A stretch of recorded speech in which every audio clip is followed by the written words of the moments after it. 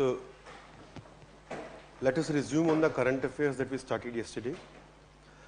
And we have covered the section on the finance and the banking.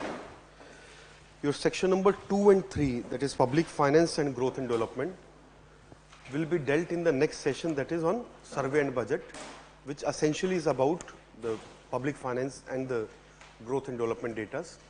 So, not audible?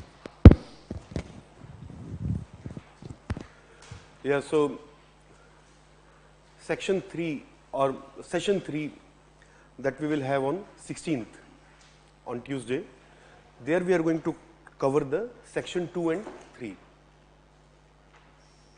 Because public finance, growth and developments are essential aspects of the budget and survey. And the section which really require much of our time is external sector today. So we'll cover external sector, some of the topics from agriculture sector, and a few other topics from infrastructure and industry.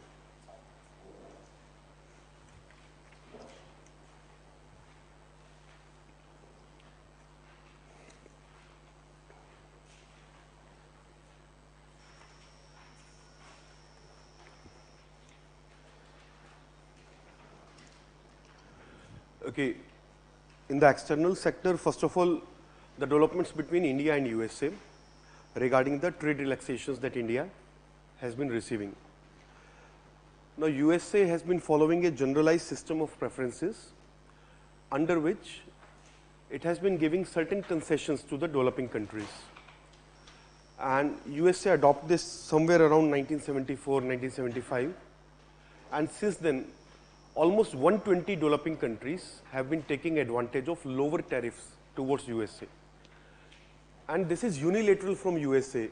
USA does not expect other countries to give it equivalent tariffs, and it has been unilaterally giving this benefit to the number of developing countries. Of late, USA has adopted a very strong and tough tariff policy in which it is asking for its own interest as well, which is not completely unreasonable as well, because landscape has changed a lot in last 30, 40 years. And many of the developing countries of that time are now quite big competitor. And as a result, China was pushed out from GSP. And now USA has brought India into this kind of discussion. And this discussion largely started when USA asked India to reduce tariffs on certain US products. Particularly, they asked India to reduce tariff on certain motorcycles which are exported from USA. Okay. And India refused them because in India they are considered to be in luxury vehicles category, and luxury vehicles in India they have 60% or more tariff. So these were the reasons because of which the debate started, and finally USA is pushing India out of this GSP. And USA has already pushed out China and certain other developing countries which do not deserve this kind of special preference. So India, Brazil, they used to corner large share of this GSP. So this is about GSP. Now, according to Indian establishment, almost $5 billion worth dollars of exports were benefited because of this GSP. And this $5 billion worth of exports could be affected a bit. So this is the concern for India from GSP.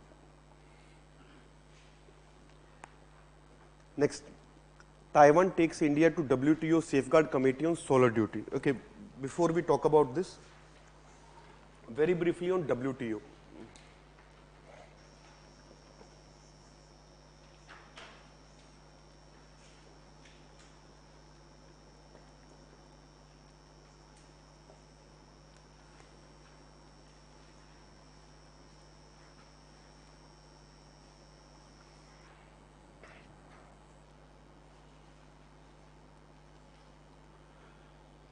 Okay, so very briefly, just 2-3 points about WTO. 86 Uruguay round.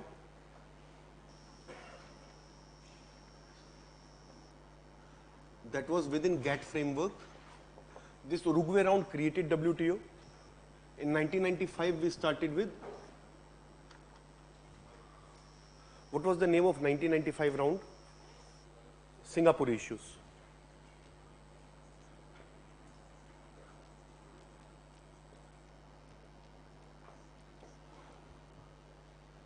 Then in 2001, the Singapore issues were resolved and we started with new negotiations. These came to be known as Doha round, Doha development round to be specific.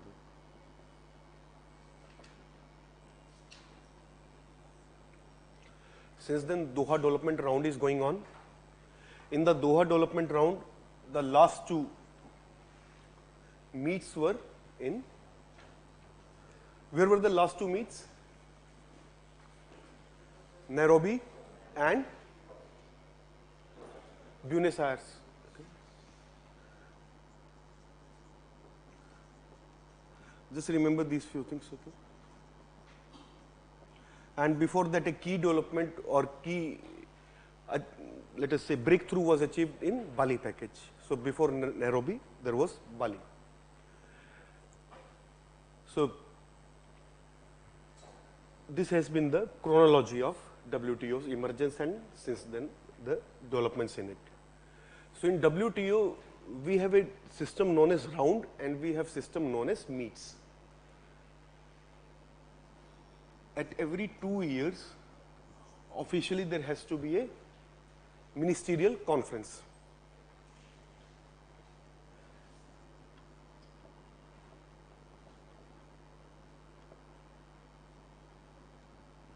Apart from this, there is a permanent body at Geneva. This ministerial meets are at different places throughout the world, whereas the headquarters is at Geneva, where the permanent body sits and it looks into the day-to-day administration. So the safeguard committee, anti-dumping committee, there are a number of different committees within the WTO framework.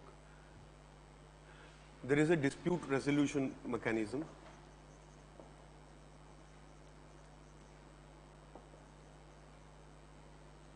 Then there are arbitration mechanism.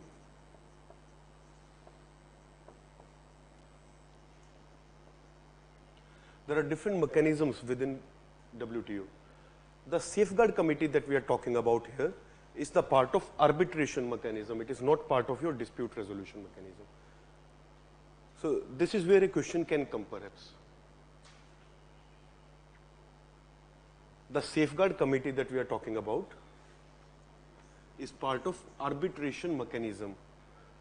It is not part of dispute resolution mechanism. Anti-dumping committee, that would be part of dispute resolution mechanism. Okay. And likewise, there are number of different other agencies and structure within the WTO. So what Taiwan has taken India to is not essentially part of dispute resolution mechanism. They have just indicated that we are an interested party to this transaction and we want to discuss with India. And in what context this has happened? India has increased import duty on the solar cells, photovoltaic cells. And this duty was raised on China and Malaysia. Taiwan says we are affected party. And that is why it wants to conduct talks with India. That is part of arbitration. That is part of discussion.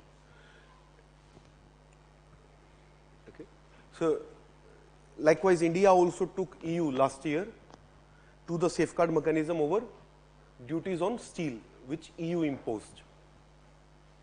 So, it's a regular procedure. There is nothing really worrying about it and nothing very special about it. It's a usual procedure that happens from time to time. And so the question that is likely to come from this section would perhaps be on the mechanism, that within what framework these kind of systems lie, or could be on the WTO's present development. So in WTO, the first agreement under Doha round, that is ratified. What's the name of that agreement?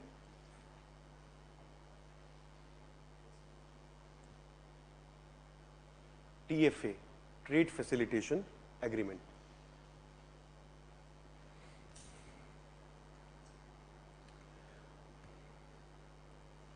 Trade Facilitation Agreement, which is going to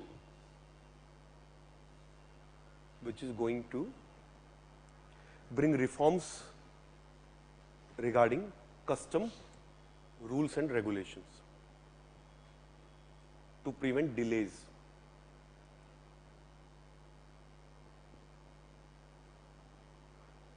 And reduce opaqueness.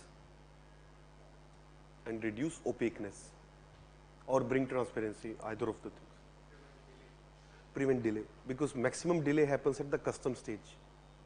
India exported something to, let us say, Brazil. Now, you have exported to that firm in Brazil. If your products are blocked at the custom or no proper reply is given to you for a month, you are answerable to the firm that has imported, and that firm is not getting product. That affects your trade. And these procedures are highly non-transparent. And World Custom Organization, which is already there, was almost a toothless organization. And that is why need was felt to bring this within the WTO framework. And this is going to benefit India and other developing countries much more. Because this has been a trade protection tool for a number of countries. The delays and the harassment at the custom stage. Number of countries in the name of different phyto and sanitary measures, they take a lot of time in order to clear cargoes. So these are the certain issues which TFA is going to address.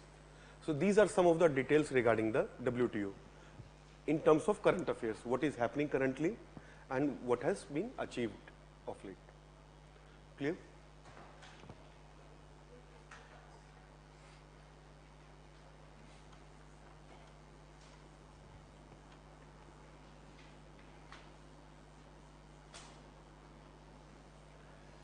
India has ratified TFA, which it originally agreed in the Bali package.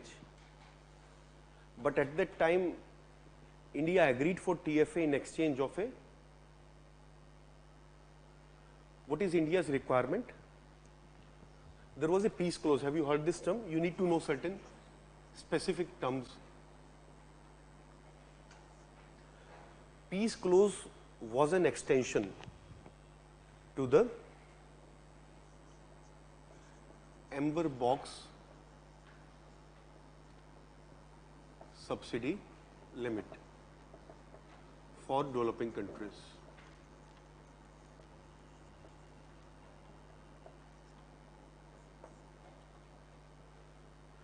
It was an exception, or let us say exemption of these limits for a certain period of time.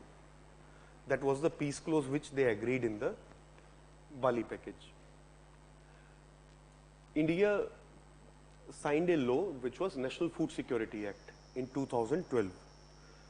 Since India signed this National Food Security Act, our aggregate measure of support, AMS, which we measure in the case of Amber Box subsidy, exceeded the limits in WTO. And this created problems. So India was arguing from then onwards at WTO that the subsidy that we are giving or benefits that we are giving to agriculture is for the welfare for the very poor people. Its purpose is not to distort trade, the purpose is to feed hungry people, and the purpose is to maintain certain equality. So that was India's argument, and what India did, India simply blocked TFA, that we will not sign TFA unless you give relaxation on this. And in exchange, in WTO during Bali package, it was agreed that they will sign a peace clause that for certain time, for developing countries, their AMS can exceed the limits prescribed in Amber Box subsidies. That is 10% for developing countries. So initially, India agreed to this, but when our ministers came back, India refused that we do not agree to this peace clause. We want a permanent peace clause. And because of that reason, India blocked the further development in WTO for nearly 4-5 years. And finally, India has now ratified TFA, that was in 2017, in exchange of US assurance that we will have a permanent peace clause. So this is the complete development. Two terms are much in news. One is peace clause or permanent peace clause. Another is TFA, Trade Facilitation Agreement. So these two terms are most often used.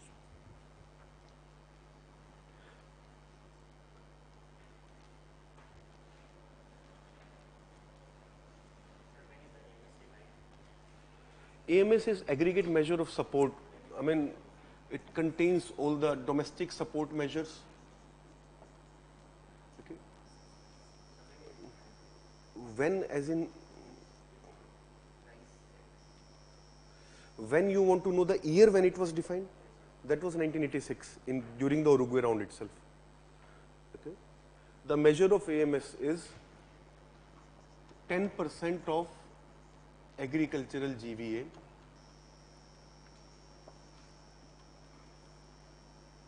(1986 to 1988) average. This is the limit to which we can give subsidies or support to our farmers. In developed countries, this is 5% of their agricultural GVA of 1986-1988 average. What is peace clause? That even if it is exceeding 10%, it is okay for 2 years. That was the original peace clause. They decided that, okay, we meet next time, then we'll talk about it. For 2 years, we give you extension. But since then, India has been arguing for a permanent peace clause. Permanent peace clause means this will forever be given up. This limit won't be there for developing countries. It will only remain there for developed countries. This is permanent peace clause. That was India's requirement. And in order to argue for this peace clause, India basically blackmailed the entire developed countries bloc. It's harsh term, but that is exactly what has happened. No development could take place for 4 years continuously. And after the failure of Buenos Aires summit, then privately USA invited India for talks, and then finally they relented. So this is what has happened.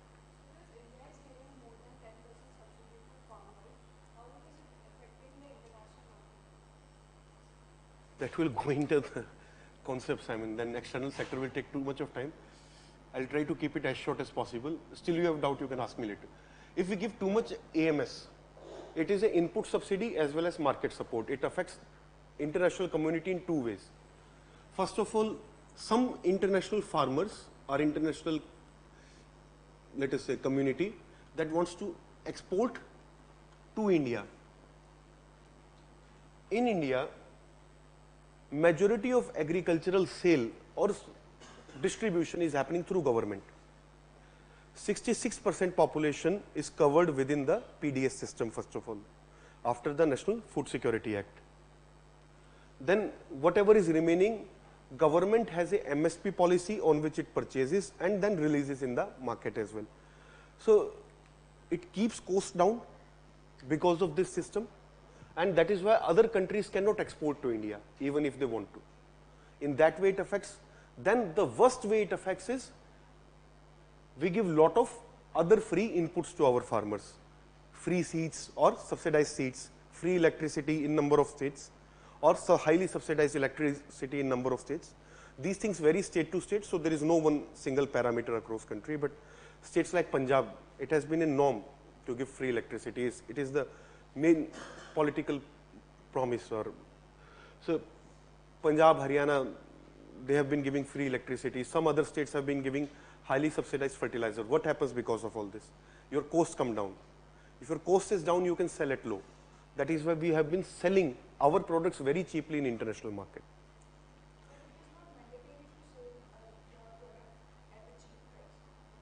It is not mandatory, but we are distorting their price cost structure. So they can, if they can, they will. That is what they take advantage of.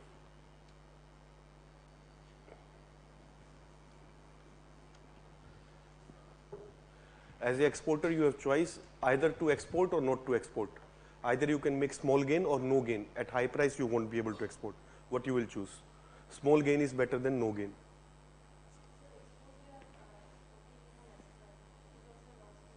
No, it's not loss in that sense. For farmer who is exporting, or the firm which is procuring from farmer and exporting, for that it is not a loss. Does it affect the quality of the product also? So why the difference is there between the... Government is absorbing the loss through subsidy. Why we sell our crops at a very low price in the international markets, whereas the price in local market is much higher when we buy from China? China, because that benefits us. Simply China, why does it decrease its exchange rate? Why does it sell cheaply? We want to sell our products internationally. There is lack of domestic consumption. We have to sell outside. What we will do with additional? So we'll sell it cheaply.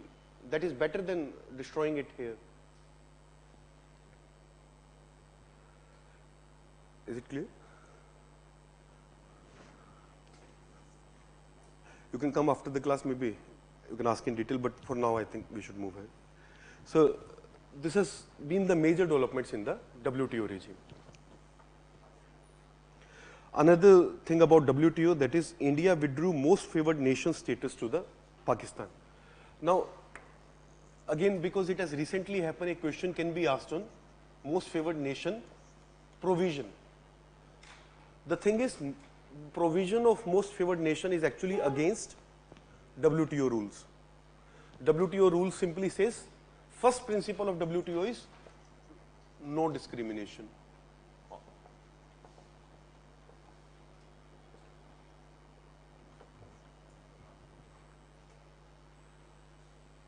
No discrimination. When you give MFN status to a country, you reduce tariffs for its products. So you are doing discrimination to others in this way. So MFN status is generally against the WTO rules. So what happened? WTO accepted that, okay, this is an exception to non-discrimination and this is a clause of this act, that a country can give MFN status to other countries. That is positive discrimination, not negative discrimination. We are not increasing duties for one country, we are giving concessional duty to a particular country. And that is only how certain developing countries can be given preference. So this MFN status was necessary, and that is why this exception was maintained. There were already so many international treaties like ASEAN, like NAFTA. All those treaties had to be broken if WTO was very strict on non-discrimination principle. Because if NAFTA had to operate along with WTO, that means these countries are giving each other lower tariffs, which are not available to other countries. So you are discriminating in favor of someone. Now, there are so many hundreds of trade pacts between different countries. It was impossible to break all of them because of creation of WTO. So they just simply accepted, okay, this will happen and we will allow MFN status. So that is how it is still in operation.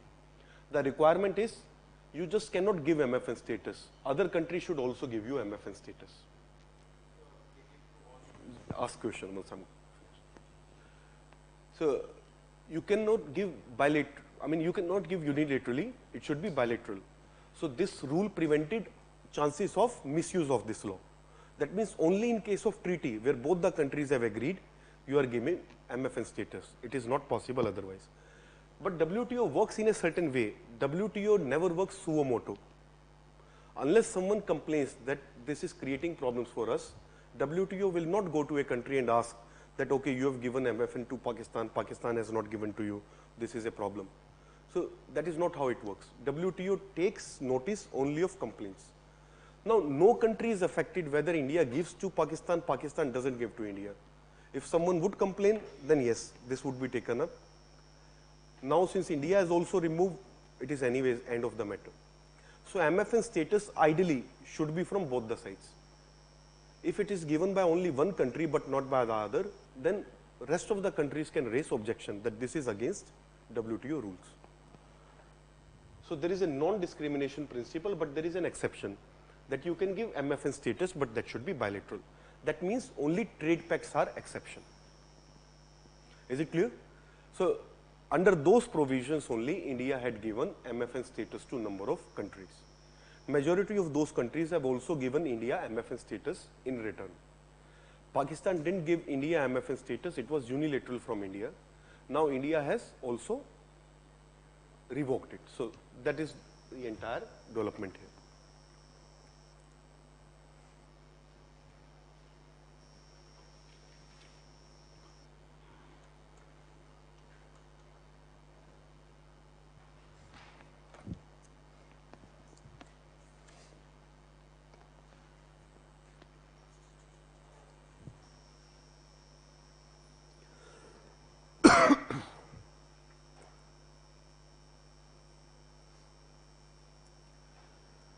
RCEP intersessional ministerial meeting. On such topic, question can be in form of either RCEP membership criteria, or maybe the location, generally if it is in India. Okay. So RCEP membership, what is the requirement? How many members are there in RCEP?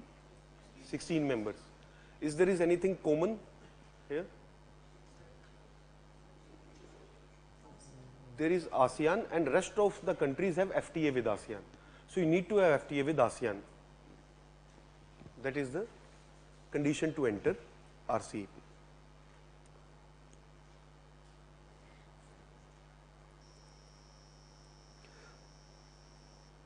So last time the meet was in Singapore. So nothing specific here.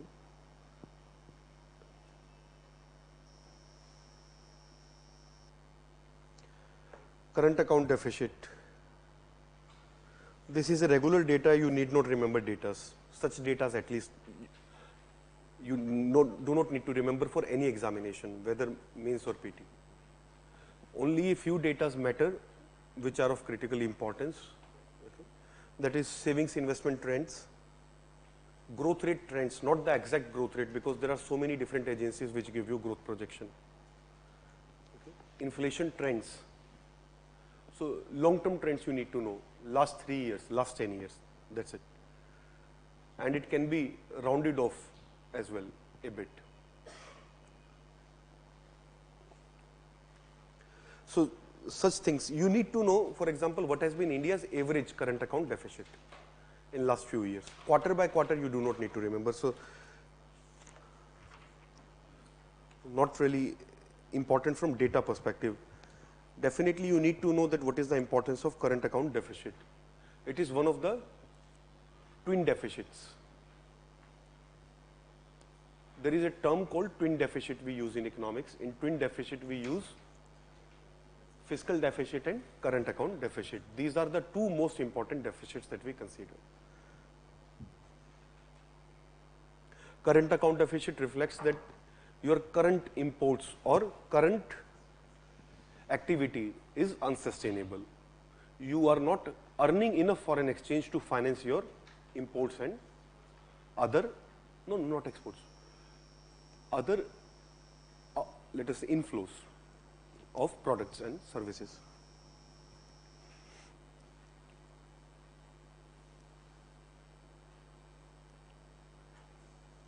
What is the position on India's capital account? Are we in surplus? Surplus. Rare exceptions we have deficit in capital account. We generally have surplus. And even when we have deficits, they are rarely for quarter or even shorter period. And this is only the reason why we have significant foreign exchange reserves. If both of them will be in losses, then your foreign exchange reserves will fall, definitely will fall. Then foreign institutional investor. This we will briefly cover here because there are a few terms that we need to understand.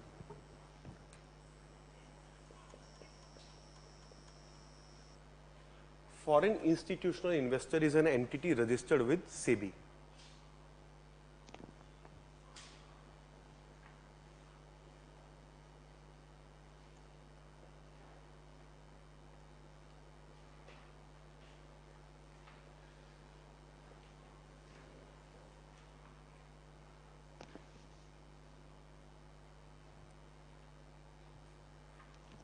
is an entity that is registered with SEBI. COMA is a financial institution.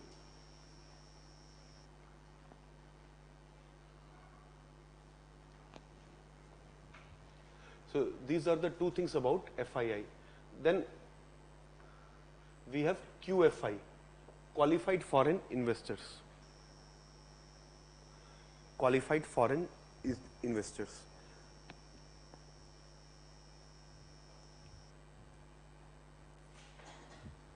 Unlike FII, which are financial institutions, these need not be financial institutions necessarily. A small financial institution can apply as QFI, but it is not a requirement in order to be QFI. So qualified foreign investors involves typically individuals and firms, and typically HNI individuals, high net worth individuals. So there is a system called P0.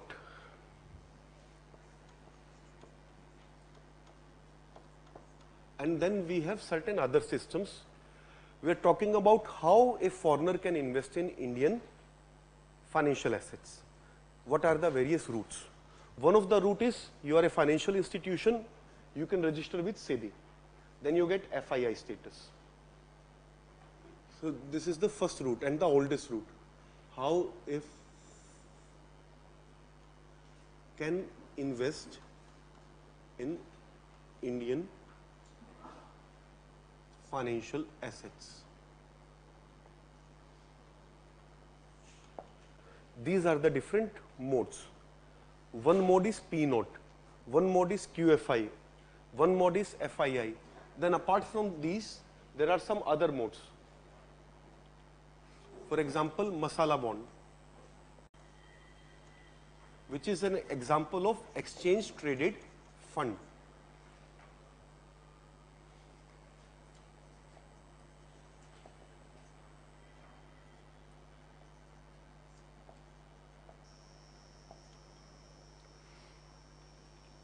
That is another route. And then there is one more route. What is the name of that route?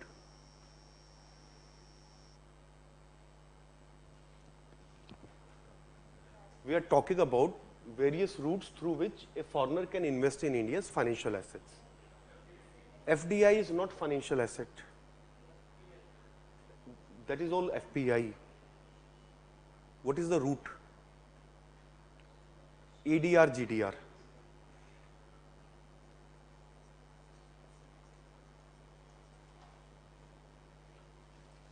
Now the list is complete, and understand the differences between these. Let us start one by one. FII we have covered. This was the oldest route. Then the next route we created was ADR, GDR. In case of ADR and GDR, Indian firm can issue its stock in any international stock exchange. That is ADR or GDR mechanism. If it is in American stock market, Dow Jones Index, then it would be ADR, through ADR route. If it would be in any other international market, it would be through GDR. There is basically no difference between ADR, GDR. It's just that if it is in America, it is called American Depository Receipts. Since they introduced this concept first and called it ADR, that is why this term remained. Rest of the countries also issued with their name, but they together are known as GDR, Global Depository Receipts, American Depository Receipts.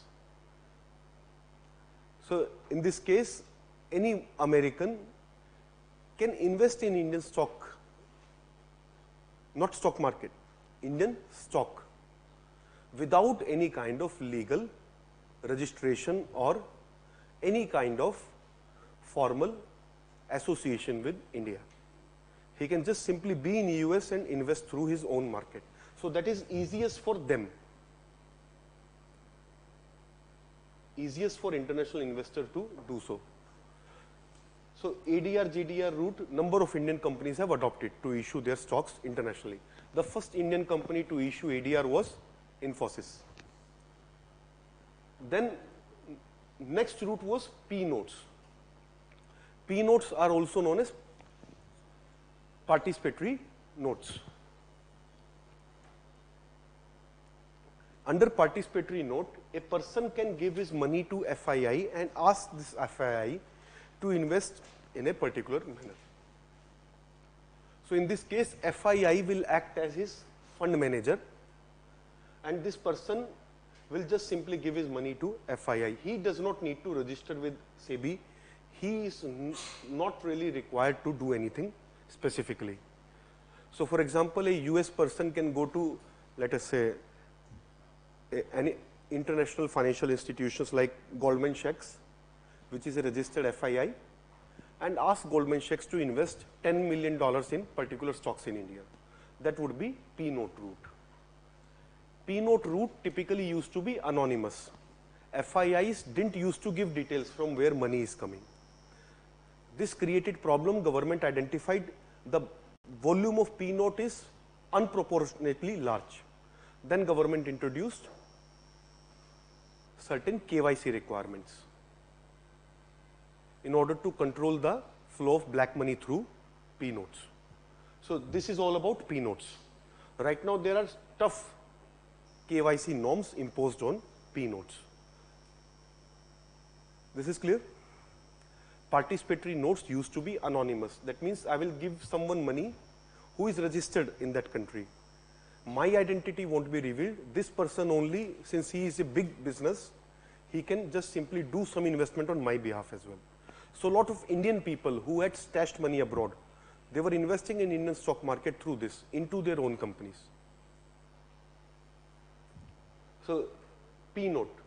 Then India also created a system called QFI, that beyond a certain money, FII cannot even take money as P note. If you are investing in huge volumes, then you can directly register with SEBI as qualified foreign investor. So this came later. This is clear now? Qualified foreign investor. It was necessary because we are going to curb the usage of P notes. So that is why we introduced the concept of QFI, qualified foreign investor. And then very recently we have started introducing exchange traded funds, which can be exchange traded bond index series, which can be anything. Masala bond, for example, here is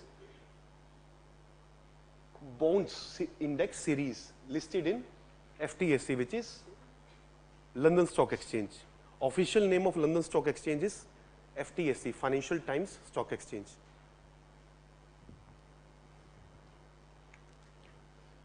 So likewise, in this case, what is the advantage or disadvantage? If someone in England or anywhere else in the world wants to invest in Indian bond market, he can just simply buy masala bond or this type of bond. There is no need to come to India, no need to give P note, no need to become QFI, etc. You can just simply invest. This is very easy for them and far more convenient than ADR or GDR route.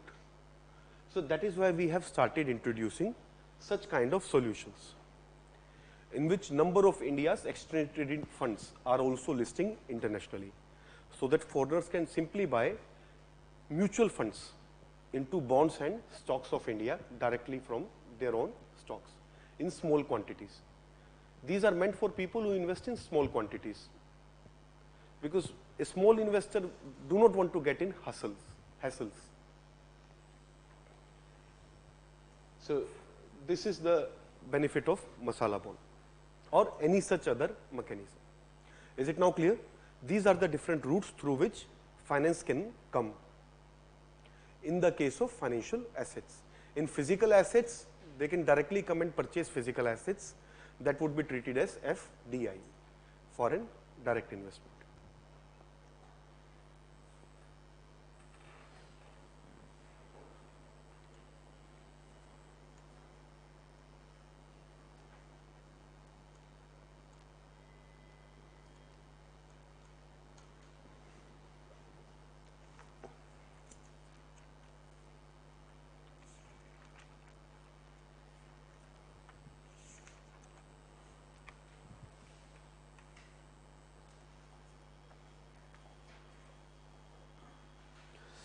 there is a topic number 28 in section 1, participatory notes. Okay, this is not 100% correct. What is written here is bit of old information perhaps. It is written that investor remains anonymous. That is incorrect. It was the case, but no longer the case anymore. Topic number 28, page number 20, participatory notes. So, advantage, participatory notes are popular investment due to investor remaining anonymous. It is not correct. This status has changed. It used to be anonymous, it is no longer anonymous. So, this correction you can mark here. And similarly, disadvantage is also incorrect because disadvantage is about possible flow of black money. Again, that is no longer the case.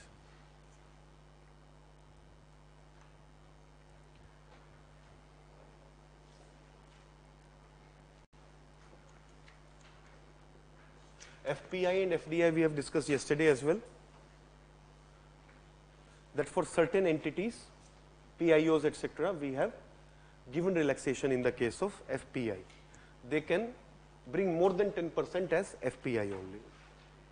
So, this topic I am not repeating. In case you have doubt, you can ask me after the class because we have already covered FPI versus FDI. What is the name of committee that gave this distinction between FDI and FPI? I wrote the name here yesterday, and it's a very interesting name to remember anyways. Arvind Mayaram Committee. Okay. Maya Milina Ram is an old adage in India. Person decided I will have both Maya and Ram, God and money. Next, new FDI guidelines for the e-commerce. So, this also I will discuss in bit of details like the previous topic, because there have been several developments regarding this.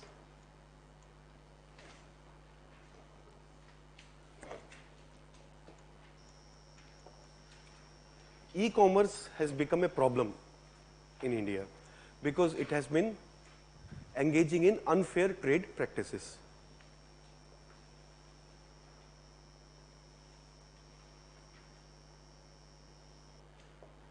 It was identified in a very early stage that e-commerce firms, because they are getting substantial funding from outside, they are able to give deep discounts or more than fair discounts, which the physical shopkeepers or brick and mortar shops that we use for the physical sale. There is a term we use, brick and mortar.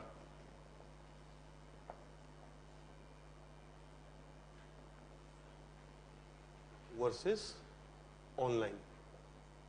Brick and mortar business, online business. So, the traditional shops, they are known as brick and mortar firms. So, online businesses or portals started to give so much of discounts which were unimaginable or in a way impossible for the brick and mortar shops to match. So, we introduced the first set of regulations on them somewhere around 2013. So, when we introduced this, then we simply said in India only marketplace system can work. You need to know these terms because they have been significantly in news. Marketplace model versus proprietary model.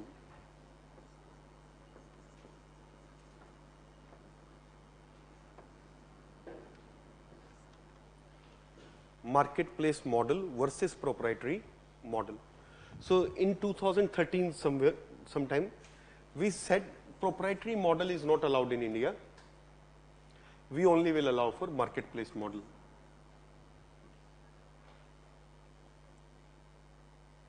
Marketplace model is the eBay model basically, in which the job of the portal or the e-commerce provider is to be a marketplace where sellers will register, buyer will come and buy. He is not going to sell things himself. That is marketplace model. eBay is the classical example of marketplace model. Whereas Flipkart, which was the popular e-commerce website at that time was a proprietary model. It was selling its own products. It was buying in bulk and selling them directly. So this forced them to adopt to marketplace model.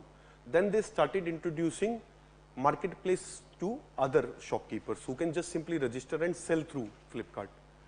But it didn't solve the problem, because still majority of sales were coming through their own distribution channel. So later on, somewhere around 2015, we revised the guidelines.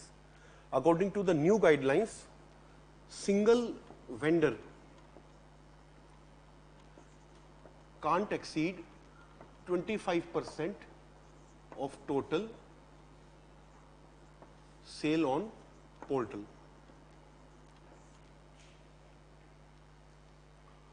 A single vendor cannot exceed 25% of the total sale on the portal. That means there has to be 75% space which has to be occupied by others, small shopkeepers.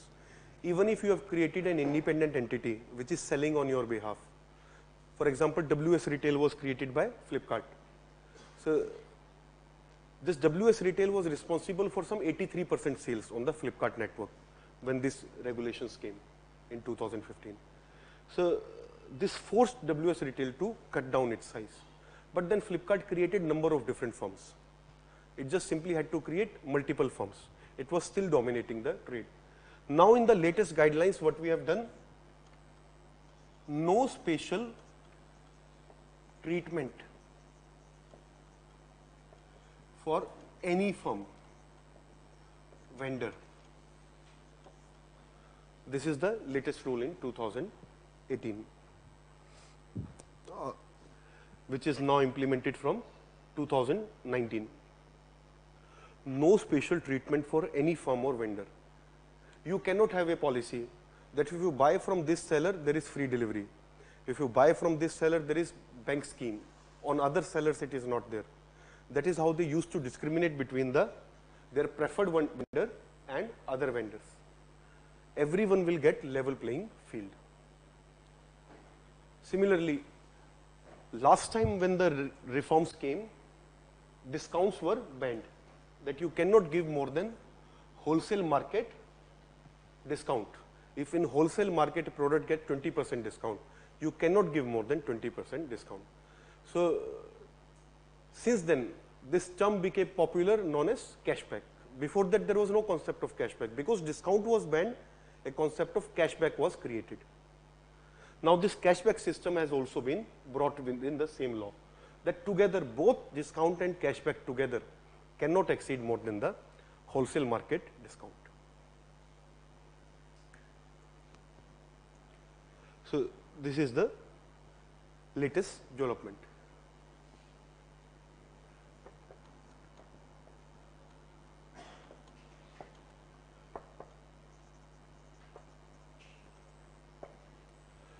Another aspect of this development is ban on monopoly. Okay. Now, certain products are only available through a particular channel. That is creation of artificial monopoly. That is not possible. So CCI gave all these recommendations. Case was also raised to CCI, and it is CCI which has given the recommendations. So monopoly cannot be created. There cannot be any exclusive sale distribution channel. So it started and became popular in certain cell phones, that this cell phone will be available through online mode only, and through a particular website. This is no longer possible. It has to be available at some alternate places as well. They can have exclusive tie-up, but it needs to be available in physical sale, physical stores as well. This is clear? So these are some of the major developments. These are implemented by which agency?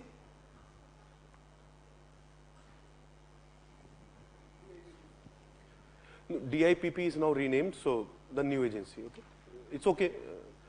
DPIIT, that is the new agency, Department for Promotion of Industry and International Trade. So DPIIT is responsible for its execution. whereas CCI has studied and given these recommendations.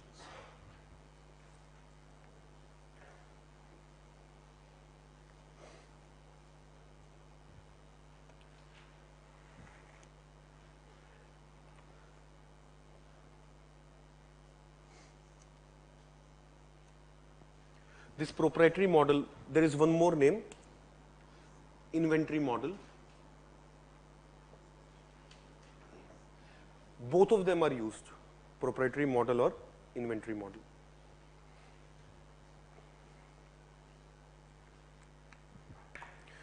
Amazon globally is an example of inventory model, but in India it is forced to adopt marketplace model system, but it is a fast marketplace model. Now DPIIT is trying to bring certain reforms. The purpose of allowing FDI into e-commerce, which we didn't allow in physical commerce, remember. We have not yet allowed any kind of FDI into multi-brand retail. And here in multi-brand retail, we are allowing FDI through e-commerce route. This was given because for small retailers in India, we expected technology is very prohibitive. They are less educated. They do not have deep funds to create their own websites and run distribution networks. So these kind of websites in marketplace model is going to help our existing shopkeepers so that they will get to sell across India. This will create technology infusion. This will create delivery investments or what is the other term we use for deliveries? Logistics investment. So to encourage investments into logistics and to encourage adoption of technology, we encouraged marketplace model, e-commerce in general, and also allowed FDI into it. But this has not worked the way we expected it. So these are all the issues, and some of them are important from this examination perspective. They can ask you specifically on any of the points that we have discussed as sub-points. They can ask you agency responsible for implementation. For mains, you have understood what are the major issues with the e-commerce. So these are some of the developments.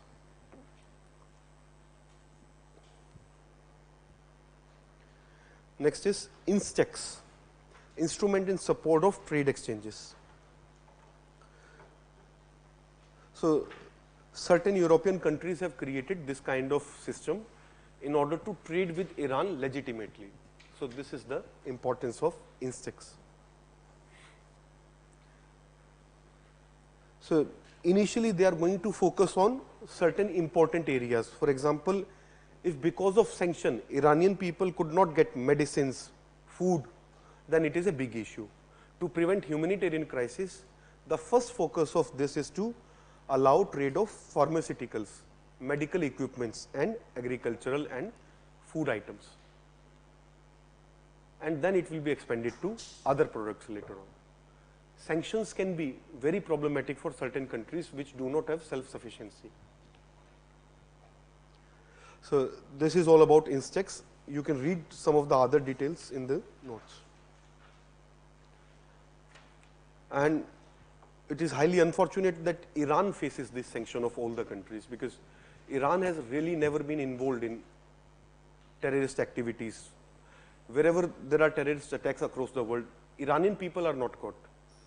It could be Saudi, it could be Pakistani, Qatari or British, but not Iranian. Yet Iran faces all the sanctions.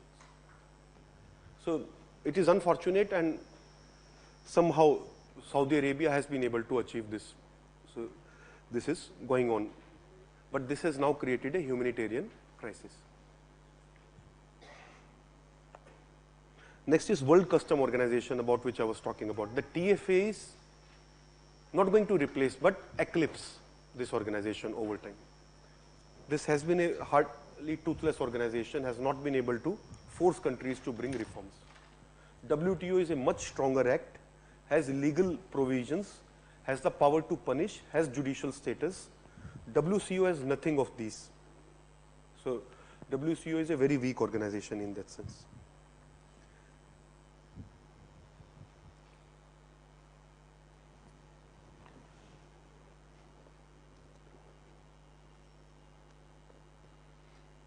Is it part of UN structure? No. Okay, remember this.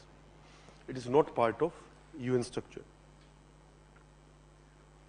Next is Export Credit Guarantee Corporation of India. So we were talking about certain financial instruments yesterday. Export credits are one of those financial instruments. Export credit is a particular term. We call them trade credits in general, whether it is for export or import. Trade credits are acceptable financial instruments like promissory notes, bills of exchange. So this Export Credit Guarantee Corporation of India is going to improve the trading in these credits. And for this, government is going to infuse 2,000 crore rupees into this market.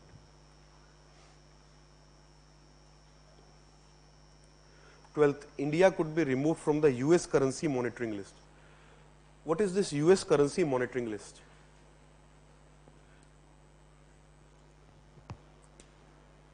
Today in world we have floating exchange rate.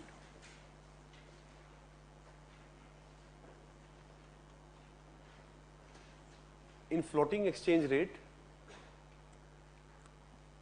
government or central bank is not expected to intervene. So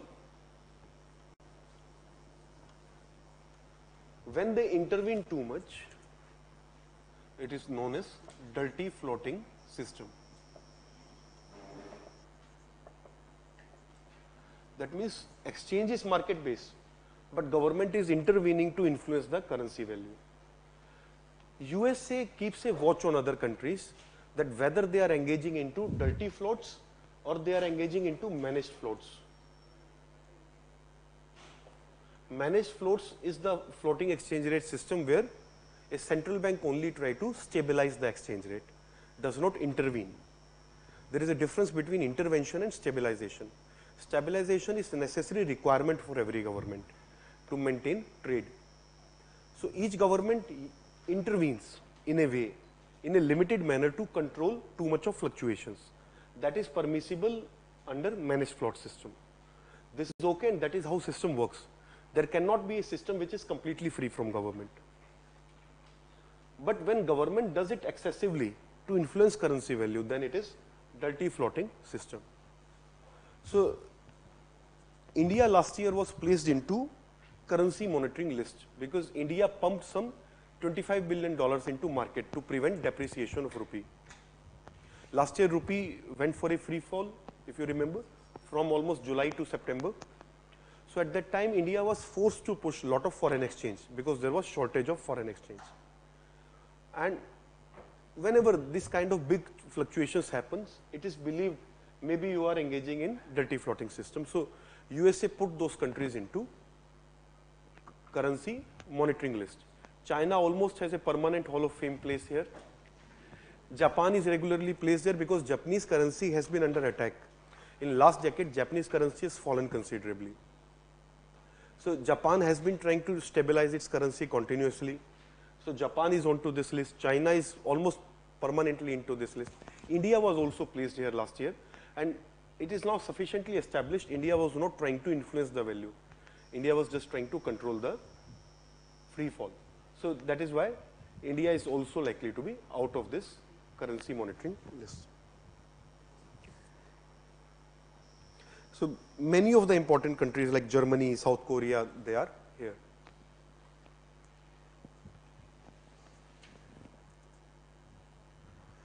Then 13th, framework on currency swap agreement for SAARC member countries. Now currency swap in general. Currency swap is a agreement between two countries or more. It can be bilateral or multilateral, it means. Currency swap, you can write down, is a agreement between two or more countries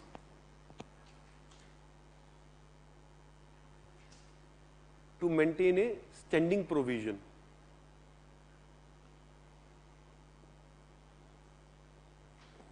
To maintain a standing provision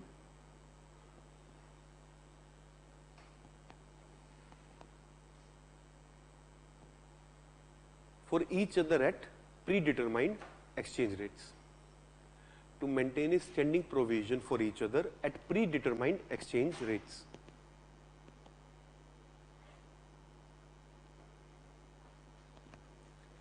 Maintain a standing provision for each other at predetermined exchange rate. This is the definition, what it means now in simple language. It means that, let us say India, Iran have a currency swap agreement. So, if Iran ever needs Indian rupee, that it can give its own currency to India and take rupee at a fixed interest exchange rate that is decided. Those fixed exchange rates are also revised time to time. They are not completely fixed, but they are revised with mutual agreement. So, that is how currency swap agreement works. The reason why India and Japan swap was in news so much, because in case of India and Japan, they have not made the agreement only for rupee and yen, they have also signed the agreement for US dollars, that they will give each other US dollar also if required from their reserves. India-Japan currency swap agreement is very old. Okay. In somewhere around 2011, they increased the agreement. They made it something like $15 billion. Then in 2013, they again revised it, making it $50 billion.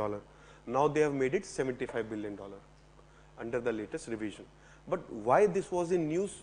Because first time we have a US dollar currency swap agreement, that you can either take our currency or your currency, or they can either take dollar whenever required. In that manner, they have created a standby arrangement for their foreign exchange reserves. Both these countries have high foreign exchange reserves. Which country has the highest foreign exchange reserves in world? China. And no other country is even close to China. That is in excess of $3 trillion. Okay. So, China has it very, very high. Then we have the next country at $1.2 trillion. Okay. And then we have certain other countries which are close to India, 400, 500, something like that. So, Japan, India, they have roughly similar foreign exchange reserves. And this kind of provision strengthens both of their position, and both have been struggling with depreciating currency against dollar. As per the latest data, India has currency swap agreement with more than 25 countries. Okay. So, it is not that we have only with Japan, and majority of them are the countries with which we trade a lot. So, India has put its position under a certain safeguard. Number of them are Middle Eastern or West Asian countries, and then there are some friendly countries to India. So, India has number of currency swap agreements. The India-Japan agreement was nothing new as such, but there is this provision that we will trade dollars has made it different from any other swap. What is another feature of swap agreement? That our bilateral trade payments can be made in respective currency. There is no need for reconversion to dollar.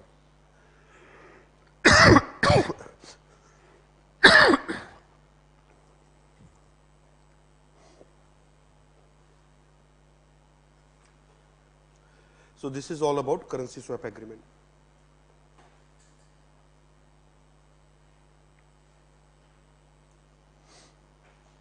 So, what has happened in the case of SAARC member countries, India has given an approval that if other countries are agreeing, then we are giving a pre-approval. We will create a standby swap for each other. What is standby swap? Standby or standing provision, this means you will keep that money separate. That would be allocated separately. If India and Japan have created a standby agreement, that means $75 billion they are going to keep secure for each other whenever required.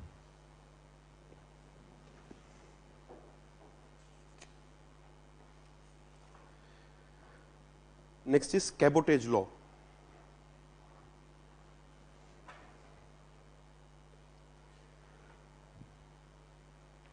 Before that, a factual question, what is the measure of unit for port cargo handling capacity?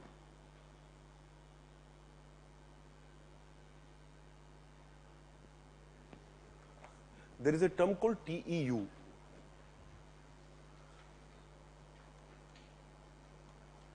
This is the unit of measurement for a port's handling capacity or cargo handling capacity. How much cargo a port can handle. So whenever we talk about a port's capacity, how big a port is, it is measured in terms of how many TEU it can manage.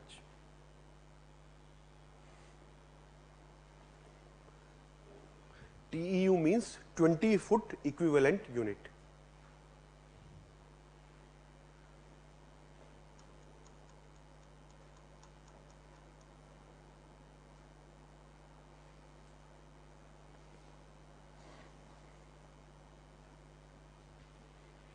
Foot equivalent unit. So it simply measures that there is a container of roughly 20-foot length and a certain size that is prescribed, that is considered as a standard unit. Now even if you are handling big size containers, they would be considered as equal to 2 or 3 likewise. But a standard unit of measurement is a particular cargo size. So that is TEU. In terms of actual operations, which port in India is highest? Chennai. Chennai last year handled maximum TEU of all ports. Capacity is higher with JNPT, but actual handling is right now at Chennai.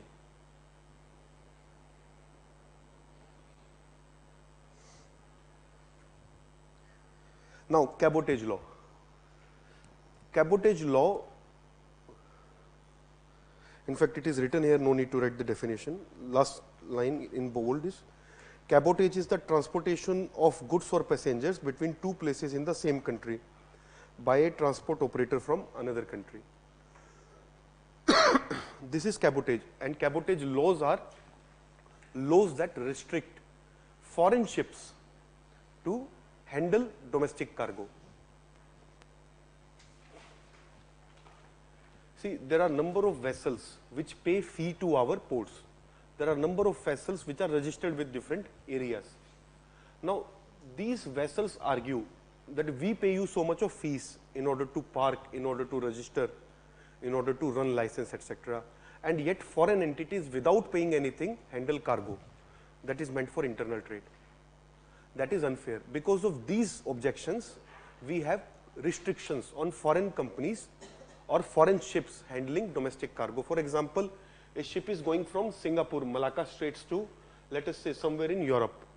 Now, logically, India falls onto its route. So, it is possible that they will take a cargo from Chennai and while going, they will drop it to Bombay. Now, India is aggressively pushing the use of coastal shipping. Coastal shipping was ignored in India earlier.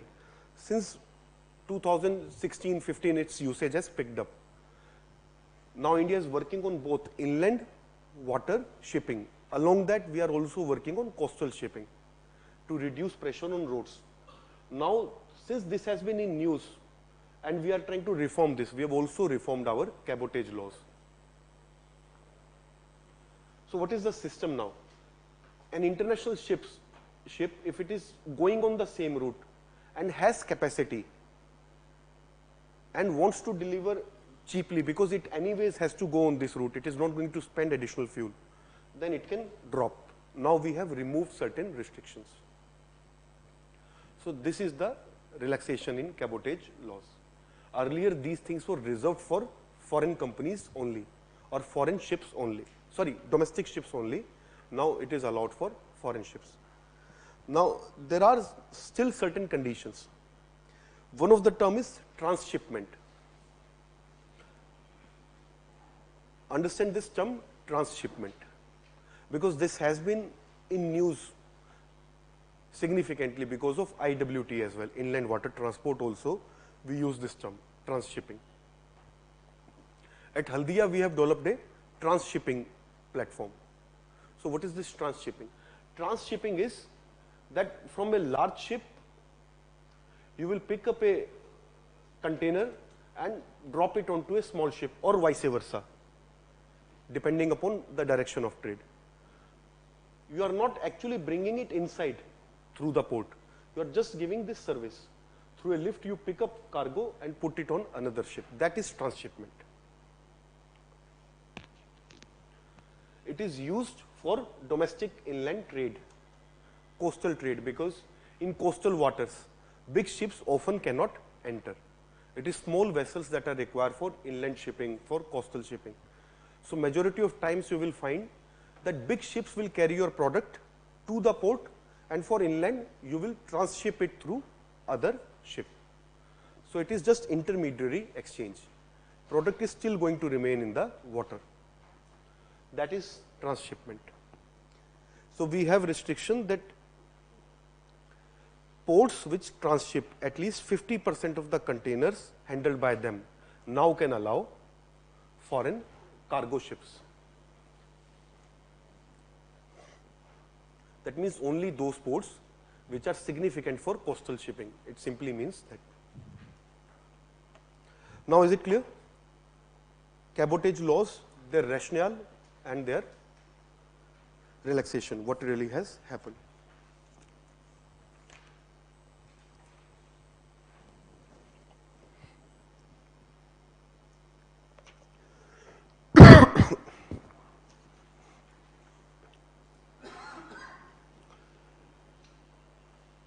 Transshipment is usually a phenomena of transport hubs. That is also a particular term that we need to know. Next is Niryat Mitrap. Not really specific concept here.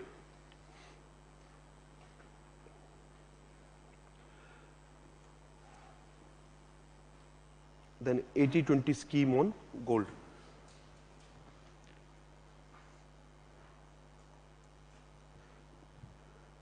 So there was this scheme already, it is not a new thing. Now it is being reviewed and examined. So this is regarding the 80-20 scheme.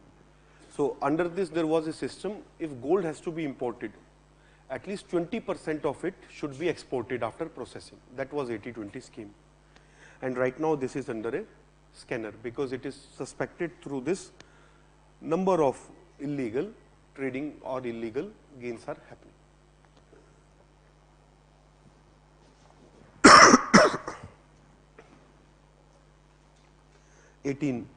Changes in Foreign Contribution Regulation Act.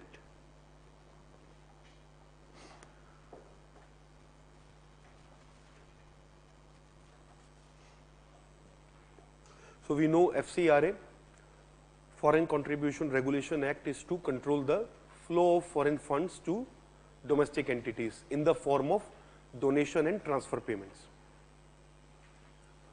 It does not cover exports, it does not cover fee in exchange of service, it does not cover any business activity. It only covers if funds are coming to you without providing anything in return.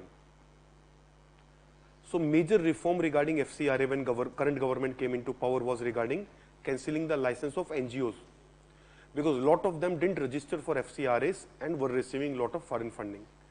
So that was one of the reforms. Then a major reform government introduced was the case of political parties. Political parties in India are not allowed to take donations from international donors. So to change this, there was a backdoor relief which was given how a foreign firm is defined. And in India, we simply just changed the law, how we define foreign firm. Earlier, under this act, any firm in which more than 50% stock is held by foreigners, it would be considered a foreign firm. The new law that was brought is, if India is given more than 50% FDI limit, then, and also the firm is within those limits, then that will not be considered as a foreign firm. If foreign entities own up to certain stock more than 50%, but within the stipulated limit of FDI in that firm or in that sector, then it will not be considered as foreign firm. So that is how it was defined, and through that route it is believed number of donation to political parties are also coming from foreign funds. So Association for Democratic Reforms, which also publishes the data on criminal record of politicians. ADR, it became more popular when it featured into a television program, Satyamev Jayate, if you remember. In that it was, I think, invited twice. So ADR came into that program, and it then discussed how much of, what is the crime statistics and crime data of different politicians. It is the same organization. It filed a PIL against this change. And now government is going to reverse this change. That was made to make an exception for foreign firms, to allow foreign money into political funding. So this is about this particular development. You need to read that who is exempted from FCRA, who is covered within FCRA, what are the conditions for FCRA. This particular news, I do not think it is question worthy. It has just brought FCRA into news once more, and FCRA has continuously been in news. So maybe a question can come on FCRA provisions. So do not focus on this development particularly, but focus on what FCRA is, what are its provision. So this FCRA provision was brought during emergency time in order to control the foreign influence in domestic affairs. So at that time, the sitting government used to believe that CIA is trying to destabilize political environment in India. The JP movement is financed by CIA, and likewise, there were a lot of conspiracy theories at that time, and because of which this FCRA law came into being. So who cannot receive FCRA? Candidates for election, journalists, columnists, cartoonists, editors, printers, publishers, basically journalism as a whole cannot receive foreign funds. Candidates cannot receive foreign funds. Government servants, PSU employees, judges, they also cannot receive any donation from foreigners. Then MPs, political parties and their office bearers, none of them can receive FCRA funds. So this all we need to know specifically. And within that, if funding is coming from UN and its bodies, then it would be exempted from such restrictions. For example, if UN gives awards to some politician, it will also contain some cash component. Now that would be exempted from FCRA. That is a different thing. So these are the major developments and the current affairs in the external sector. Trade data we will discuss along with the budget survey discussion, because there we will have updated data. Now let us talk about agriculture.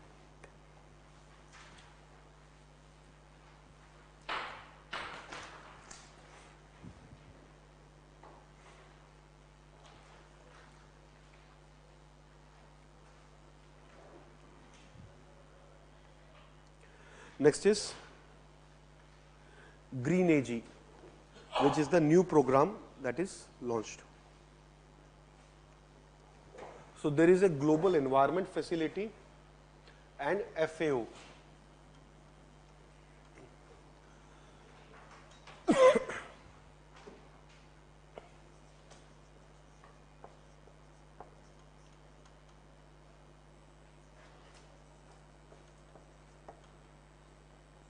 Along with this organization, India has launched Green AG. So what is this program? Very briefly, it is trying to prevent expansion of agriculture which can be detrimental for certain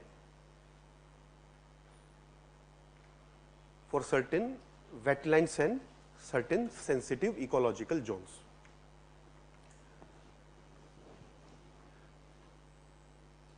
Because of scarcity of land, agriculture is expanding into many eco-sensitive zones where it should not be expanding. So this is what it is about.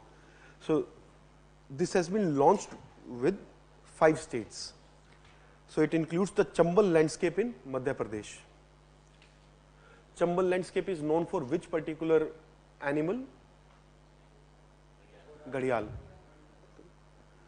Then Damphal landscape in Mizoram, Simlipal landscape in Odisha, which is also a wetland, then Desert National Park landscape in Rajasthan, and Corbett in Uttarakhand. These are the areas into which we will ensure if agricultural activities are happening, these are not causing damage to the environment. If agriculture is happening, it is on sustainable lines. They are not using too many chemicals. They are not running water channels dry. This is the purpose.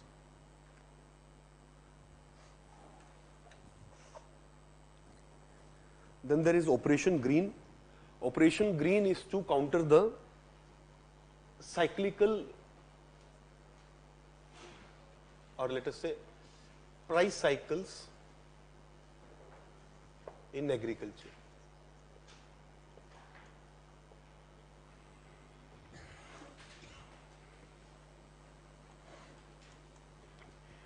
Indian agriculture markets follow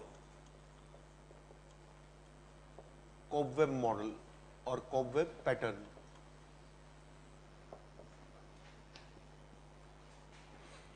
Cobweb pattern, which is responsible for significant price cycles. Cobweb pattern. Model is also correct, but pattern is more accurate. Cobweb is a system where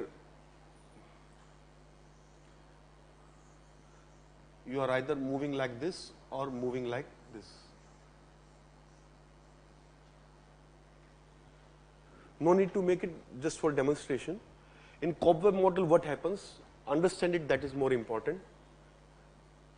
This season, if onion prices are higher, farmers will take decision that we will grow onions next time. Now, it is not just one farmer who is taking decision. Majority of farmers will take this decision. Next year there will be oversupply, then onion prices will crash. This year farmers will take decision, onions does not give us returns. We will not grow onion. Next year there will be onion shortage and then onion prices will rise. When onion price rise, again farmers decide to grow. So this happens in cycles, very regularly in horticulture particularly. Okay, it is more significant for horticulture because horticulture has inelastic supply. Inelastic supply means no flexibility regarding supply. When they have to supply, they have to supply. They cannot hold their products for better prices. Otherwise, their products will get destructed in the process. They will just simply get spoiled. Or alternative is they have to keep it in cold storages, which at present are very expensive, not really a sustainable model. So we need either cheaper cold storages, significant cold storage infrastructure that can make it sustainable and improve their elasticity. This is the broader context. Now, what to do about this cobweb system? It is called web. Cob is the name of economist, web because this looks like a spider web. So this cobweb system can be tackled if government ensures that there is price guarantee to the farmer. For horticulture crops, we do not have MSP mechanism. So we need to create some alternative mechanism through which farmers can get assurance of price. This does not happen in crops because in crops we have a MSP mechanism. We can criticize MSP mechanism as much as we want, but it is the success of this mechanism that has prevented cobweb model in grains. Cobweb system is only in horticulture at present. So counting problems, identifying problems is very easy, but system is still working to some extent. So we need alternate system to control this. So it was the state of Madhya Pradesh which identified the need for such support, and it launched Bhavantar Bhugtan Yojana for horticulture particularly. Now government has started this Operation Green, and along with that there are number of other initiatives.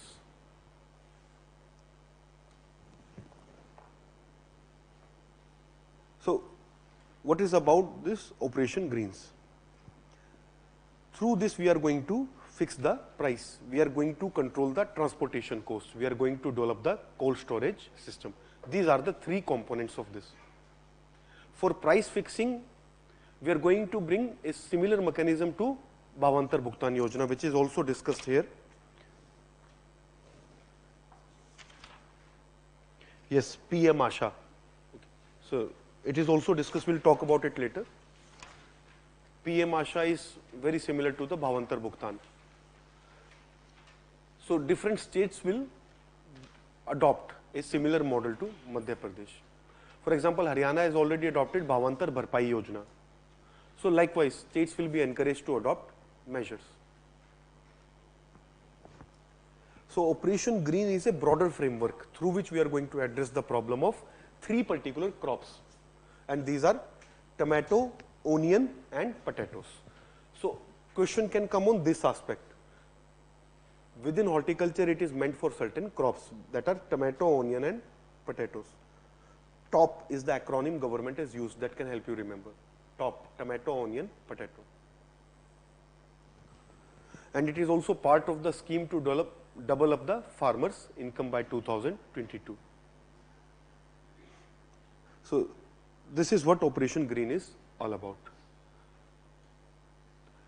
And the term was used when this model was introduced in the discussion papers, and otherwise also this is a popular term. If you know it, there is no harm. Cobweb pricing pattern or cobweb model.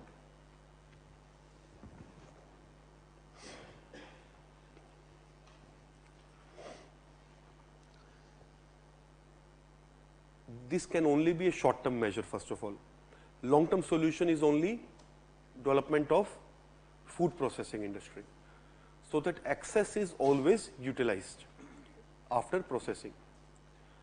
Even if you look at some of the dry regions of India, which are Rajasthan and Gujarat, the two dry states in India, there nothing was wasted. Everything used to be preserved. And that is how different namkeens, different pickles, they all came out from that particular place. Because whatever was extra, they would process it and increase its life. So, food processing is a very traditional system in these two areas. Their products, food products in general, have a very long life. If you look at Rajasthani dal bati, if you look at other products, they have longer life than other regions in general, because of the dryness of the nature. So, I am just bringing you a point that processing helps increasing the shelf life of the products. And those could be the old system, but we need the modern system today. And India also has a significant export potential because of its friendly relationship with Japan and West Asia, which are two major food importing regions of the world. So, food processing is the long term solution. Whatever we have discussed is only short term. If these farmers' products can be processed, can be exported, then these farmers can get better value. And ultimately, we need to adopt corporate farming model or a similar mechanism, so that it can be linked to exports adequately. It is a bigger aspect. Nothing can happen in isolation. Okay? Cold storages will not come, investment will not come unless there is some incentive behind that. Government alone cannot do enough. Government does not have that kind of resources. Private sector will do it only when it has certain incentives to do so. We need to generate those incentives.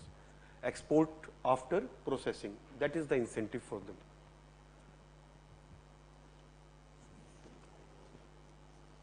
So, number of schemes, if you look at, are simultaneously going on everywhere. Development of farmer produce organization, that is first step of getting into contract farming, because a single farmer lacks the bargaining power compared to a big corporate, but together 50 farmers, they have a substantial bargaining power. So, both sides remain powerful during negotiations. We are trying to develop farmer produce organization on the one hand. On the other hand, we are trying to change our APMC laws, so that no tax is there on the corporate farming or contract farming. Right now they have to pay hefty taxes. So simultaneously number of developments are going on. We need to develop a broader picture in order to look at and integrate them together. So this Operation Green is just a small cog in the entire wheel. Next is Agri Market Infrastructure Fund. So first of all, agri market infrastructure, through what kind of funds it is supposed to be developed? What is the provision for agriculture market infrastructure? Right now APMC, they levy significant fee on agriculture products that are traded through their markets. That fee is supposed to be for market development, because technically there is no tax on agriculture. That is not a tax, that is the money which is meant to be spent on infrastructure. But APMC so far have failed in doing so. In majority of states, agriculture market have not changed their shape in 50 years. The way British left them, they have just remained the same. So we have almost done nothing in order to improve their condition except a handful of states. So how do we improve that condition? Now government has taken a dedicated step. Why agriculture, first of all, before we go into any of this discussion, why agriculture in general is in such a distress? If you look at entire sectors of India, then agriculture and labor, these are the two areas where we have absolute lack of reforms or significant lack of reforms. These are the subjects in state list. Central government do not make policies on them. Central government can only issue guidelines, and that has been the misfortune of agriculture as well as labor issues in India. So government only releases draft APMC, model APMC. It is up to state whether it implements or not. So first of all, that is the background. Now states have not taken steps to improve agriculture marketing infrastructure, and we need this urgently. Without this, further development of agriculture will not happen. For this purpose, we have started a 2,000 crore rupees fund for agriculture market infrastructure. This is the complete background. Under this, we are going to cover all the APMCs. APMCs are generally district based. Then there are certain Haat Bazaars. There are different names in different regions, but in Uttar Pradesh, Bihar, these are known as Haat Bazaars, etc. Jharkhand, entire eastern India, they are known as Haat Bazaars, in fact, up to Bengal. So these Haat Bazaars, they will be identified and they will be now developed as Gramin agriculture markets, grams.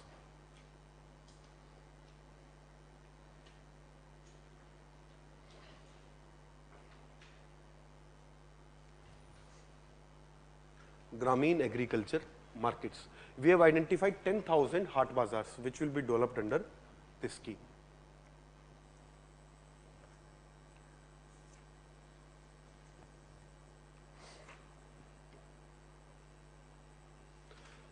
So this is all about this agri market infrastructure fund. This fund is nothing compared to what state governments collect as a fee from APMC. But none of the states has been spending that money on agriculture particularly. They just simply utilize that money as their tax revenue. Handful of states have spent bit of that money, a proportion of that money. Some states do not spend at all. That is why agriculture is in bad state. So Gram is going to counter that a bit. Next is Kisan Credit Card. So Kisan Credit Card scheme is nothing new.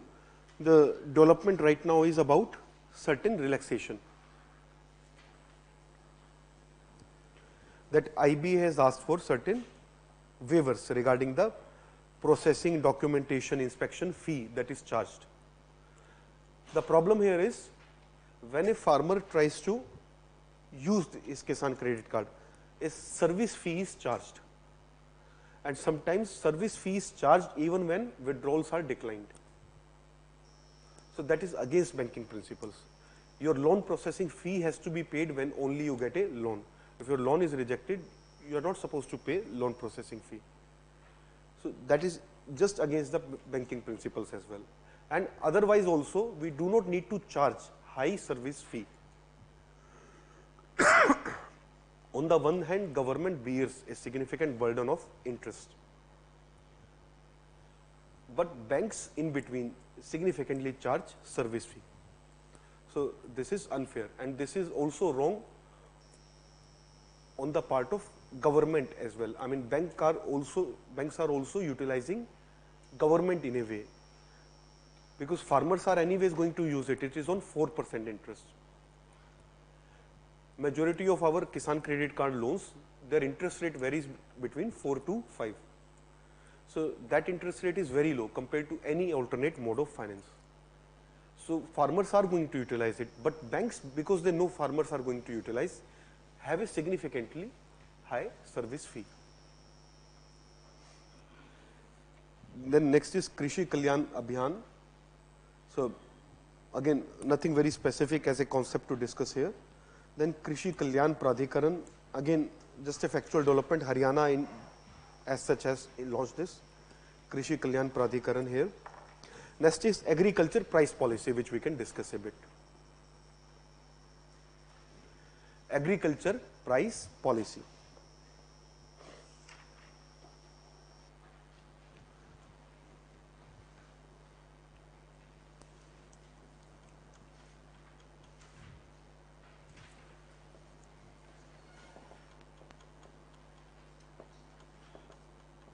There are two components of agriculture price policy. One is MSP, other is procurement price.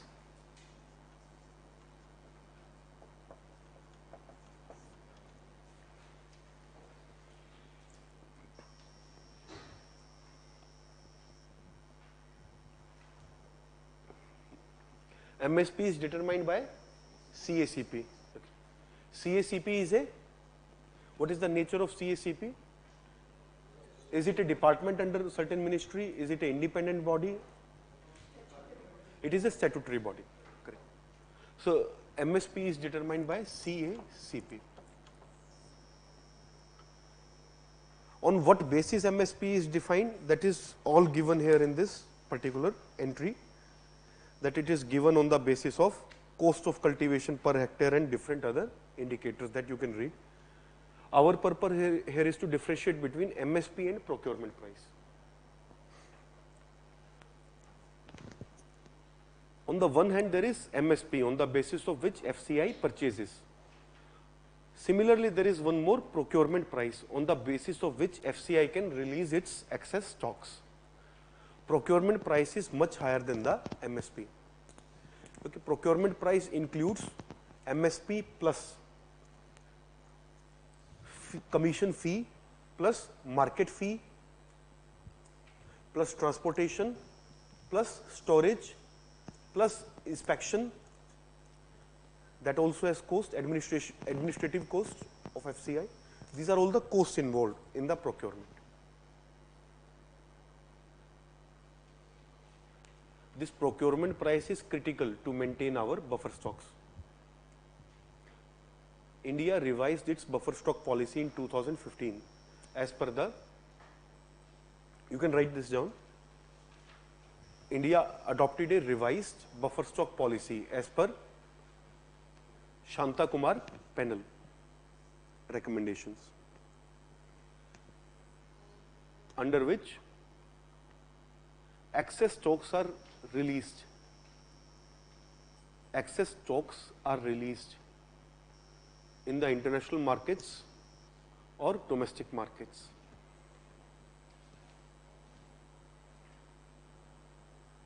In order to keep the storage burden low.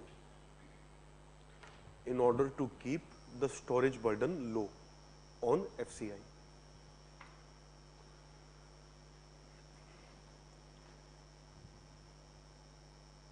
In order to keep the storage burden low on FCI.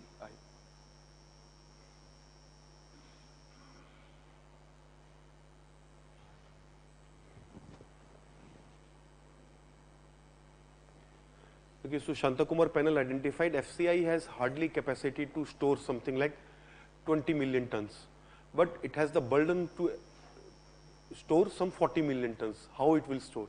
Then there will be wastage. So the committee decided that you have quarterly targets.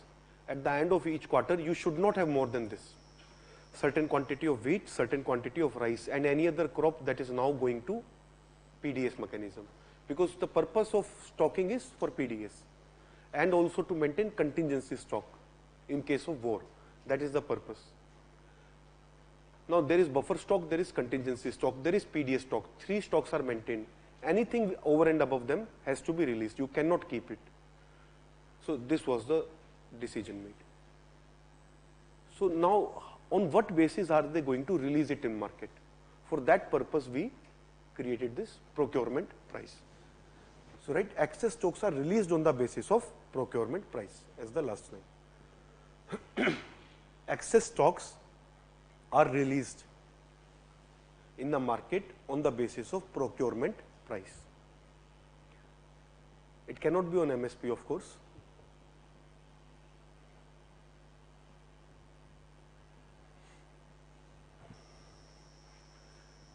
Just to give you an idea where you can additionally use this concept, this procurement price is also going to be useful in Bhavantar Bhugtan Yojana.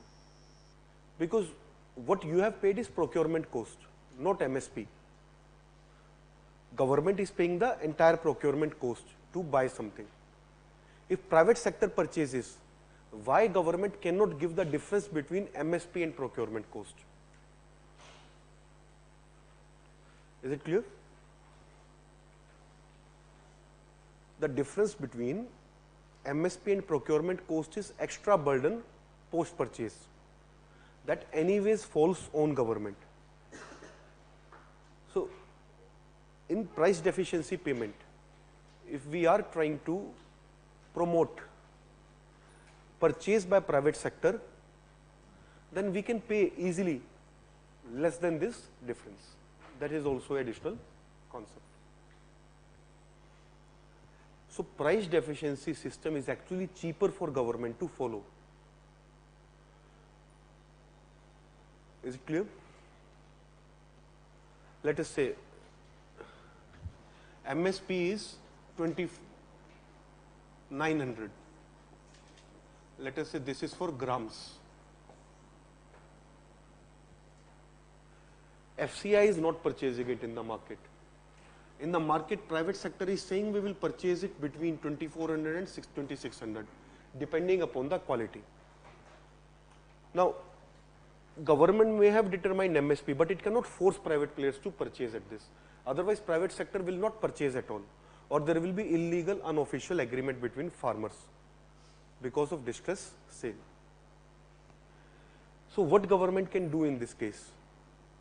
It can pay private sector. For example, private sector will pay farmer 2500 rupees on average, depending upon the quality. Government will pay 400 rupees to farmer. Farmer will get his MSP and private sector will get the product. So that is how price deficiency system is going to work. In this, government has to consider what is our procurement cost.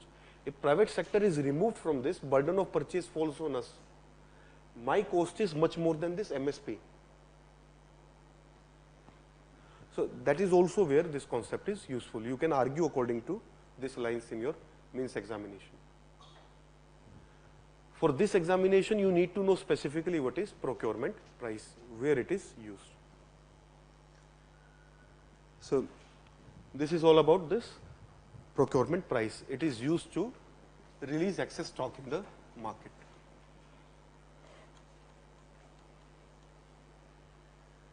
Next is PM Asha.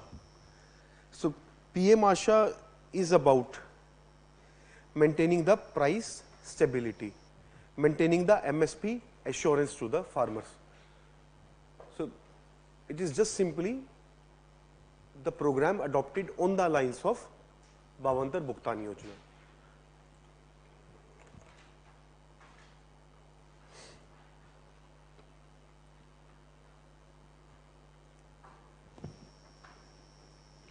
So what government will do? Government will introduce price support scheme. Government will introduce price deficiency payment scheme, which we otherwise know as Bhavantar Bhugtan, which was the name used by Madhya Pradesh government. Then pilot of private procurement and stockist scheme. These are the different components of the PM Asha scheme. So through different mechanisms, we are going to ensure farmer gets MSP. What is the other advantage? Right, it is possible to increase number of products covered under MSP without putting the burden on government to purchase them. Right? The biggest advantage of this kind of a system is, you can just write in the booklet itself, it allows to expand MSP mechanism to more crops. It allows to expand MSP mechanism, expand MSP mechanism to more crops without increasing the burden on government to purchase them. Without increasing the burden on government to purchase them.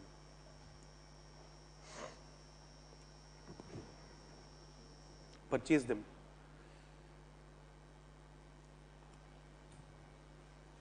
So this has been the problem. Government refrain from announcing MSP on number of products because it won't be able to purchase so many products. It does not need to maintain them for PDS purpose. Now, in order to stabilize price, MSP mechanism can be expanded under this mechanism.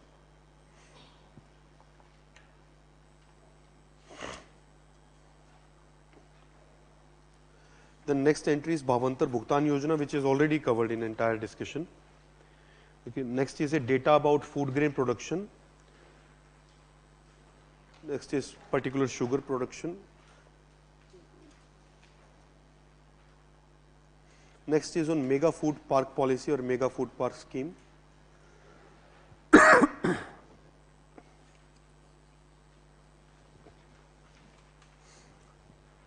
So this food park scheme or mega food park scheme, this is not specific first of all to food processing. We have number of different parks that we have promoted in recent years.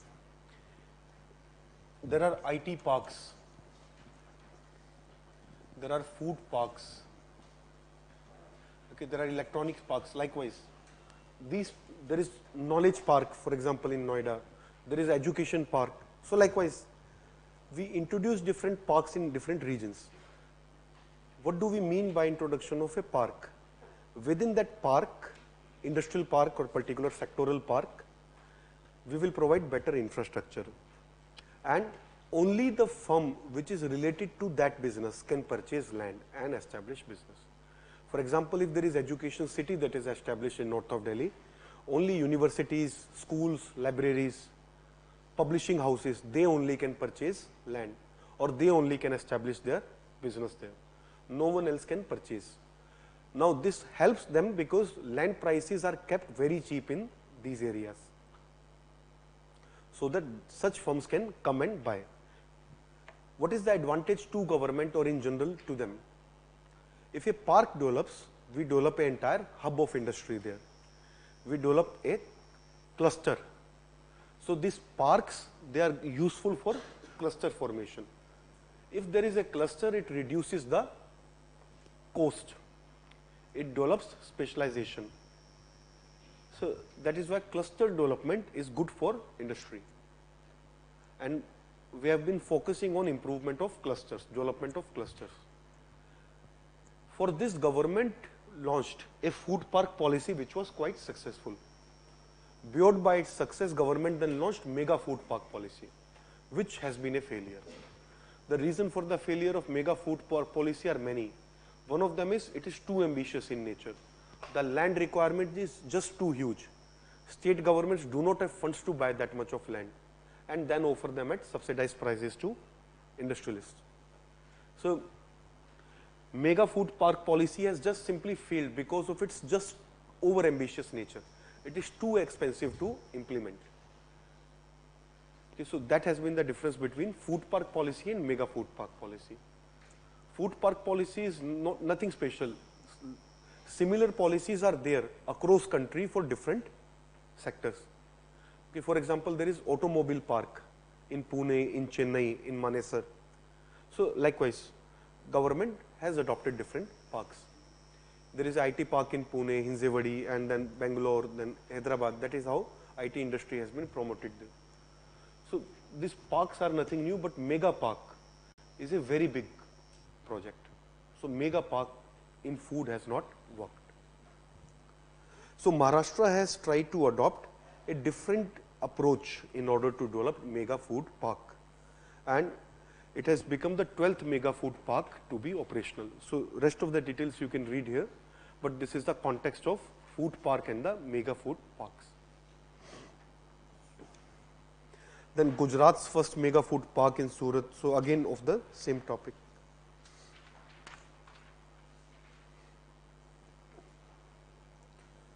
Then again the next topic is absolutely factual, 3-year action plan for agriculture education.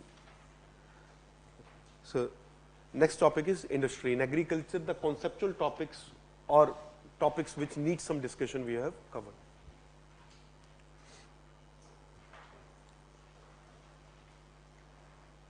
So let us start with industry.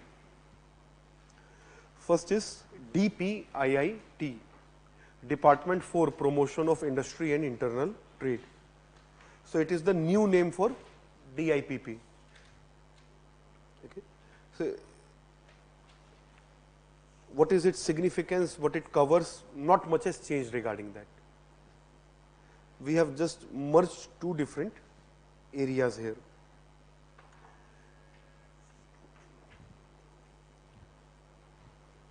Next is National Mission of Government e-Market Portal. E-Market Portal or GEM portal is meant for PSU procurement.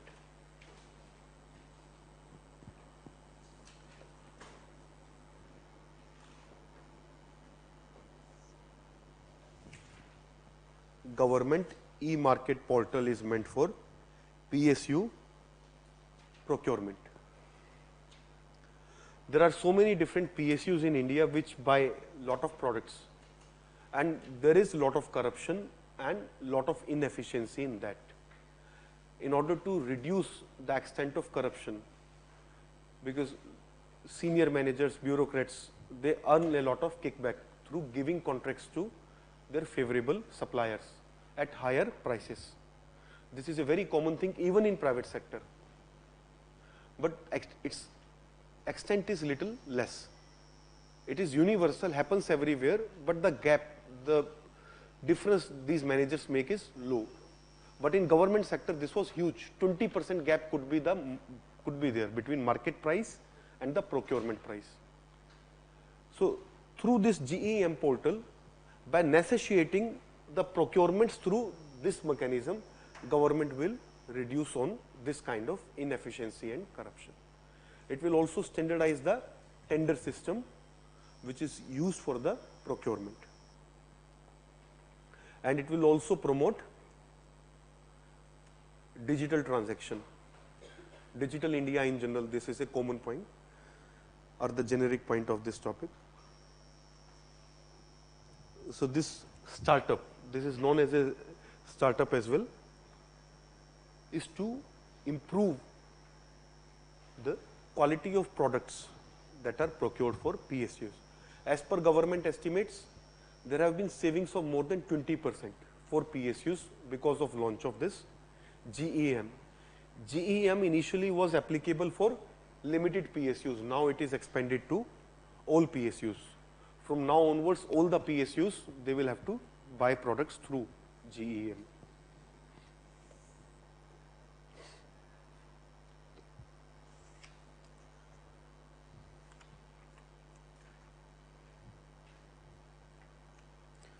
Then there was a news, government redefines MSME. So up to what extent a firms can be considered within the definition of MSME, micro, small and medium enterprises. Yes. Sorry?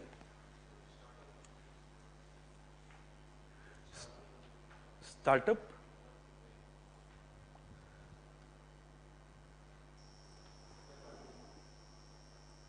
Okay, just a minute. I'm trying to find this term here. Just a minute. Give me a minute. Okay, this startup runway is a unique concept initiated by GEM to promote entrepreneurship. Startup runway, if you are a startup and you want to register in this GEM, you will be given certain advantages. This is the startup runway. If you are, first of all, you need to be in certain innovative product. You cannot just open a sugar mill and call it startup because it's a new start of company. It has to be a new product category. Then only it is a startup. If you want to do something in a new way, if you have new product to sell, then you will get certain advantages registering on this GEM platform. First of all, this GEM is a platform. It is going to match the supplier with the buyer. Buyers are PSUs. Suppliers, government is registering them from the private sector. But this process is going to be more transparent, significantly more transparent.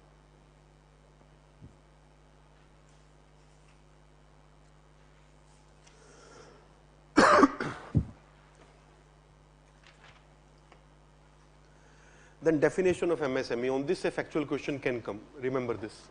Okay.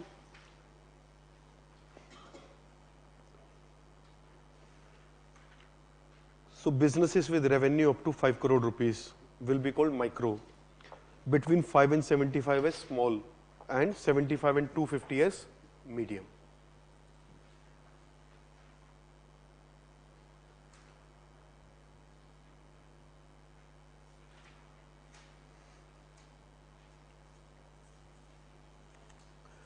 So this is an area where a factual question can be asked regarding the definition of MSME.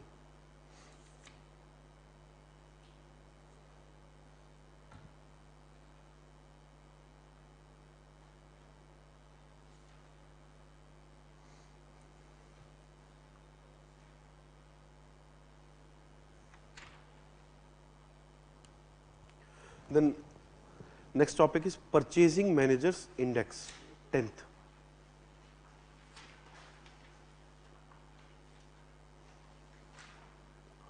Purchasing Manager Index.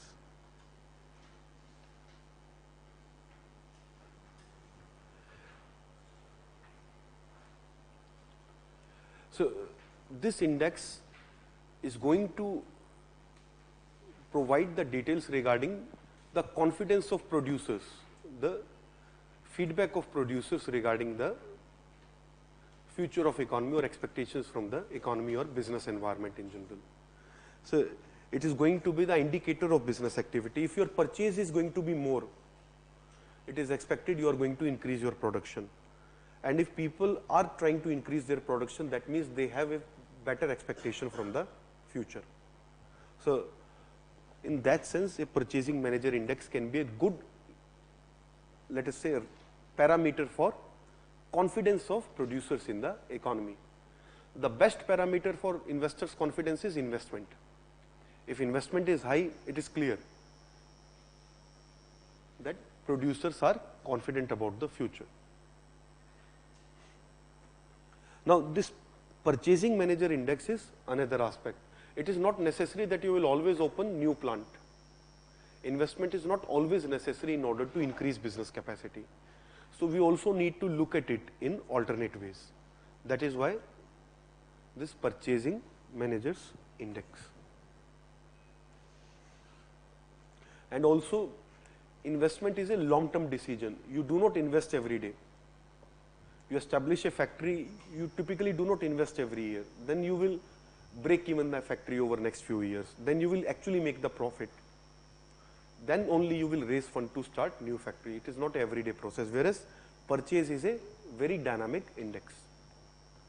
So in that sense, it can be a good parameter to measure some of the activity. It is written, it is a survey-based measure. What do we mean by survey-based measure? Which agency is going to be responsible for it then? There are two agencies, CSO and NSSO. Who will be responsible for this survey? NSSO, because it is sample survey organization.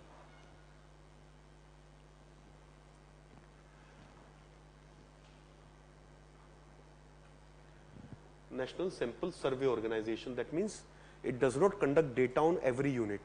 It will conduct data on few units on a well distributed and laid out sample. And according to that only it will make a projection for entire unit set. Whereas in CSO data, we consider every unit. So this PMI will be done by NSSO automatically. Even if this detail is not given, this you can make out from the other details.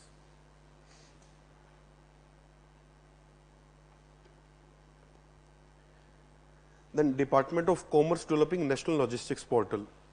So this news as such is not question worthy, but just focus on this logistics sector, that this has been in news significantly over last few years. Logistics was recently given status of infrastructure. So also remember that particular fact along with this. And then National Logistics Portal. This also indicates that logistics is now considered as a very important and key aspect of the economic development. Transportation in general and logistics overall is a key aspect of economic development. If we look at India's international trade, we lose out on our transportation cost, not really on our production cost. Our production cost could be lower than China, but because our shipping cost is much higher, we lose out the game of price. The National Entrepreneurship Awards, again nothing specific about it, is you can remember the certain investment categories within that, and also which agency has provided the awards. So Ministry of Skill Development and Entrepreneurship, that is responsible for providing these awards. It will not be asked who received the award, obviously, but which agency is responsible for giving out awards. And these awards are into which categories?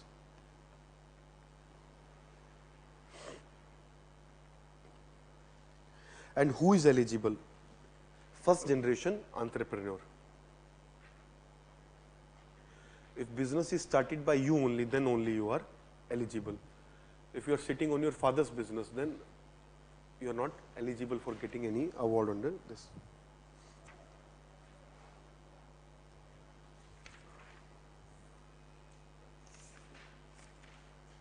Now let us start on infrastructure.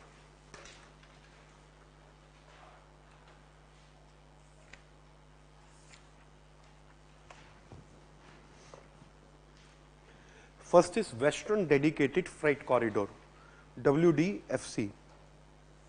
So this has been in news for a very long time. It is developing. Now recently a trial run was conducted on a certain section. First of all, what is this dedicated freight corridor? What do we mean by dedicated freight corridor?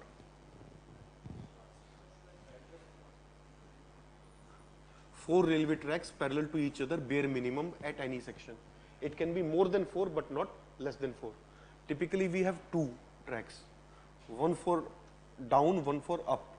Then close to stations we will have 4 for crossing. That is how system works.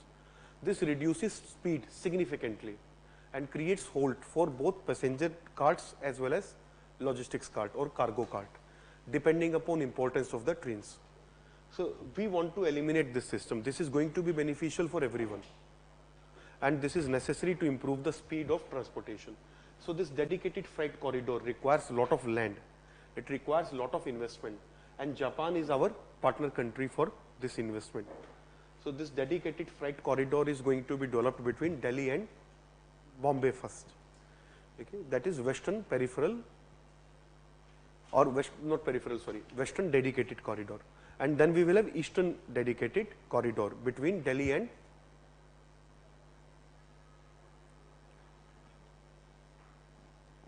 try to find what is the termination point for Eastern Corridor. Okay. So certain section of this corridor is now operational. On certain section we have developed proper infrastructure. So 306 kilometer section now is continuous. On the rest of the section, development is already there. It is not yet continuous. So it will very soon be operational. So what are the connecting points that we perhaps can remember.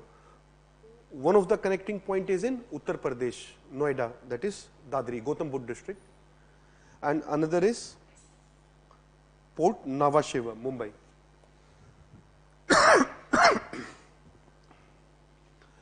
And who is maintaining this corridor? That is DFCC IL, Dedicated Freight Corridor Corporation of India Limited.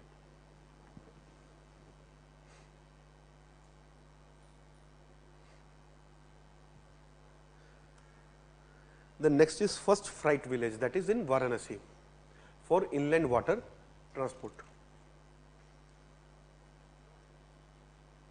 Which agency is responsible for maintaining this? IWA, Inland Waterways Authority. And just like national highways 1, 2 and 3, we have named our national waterways as well.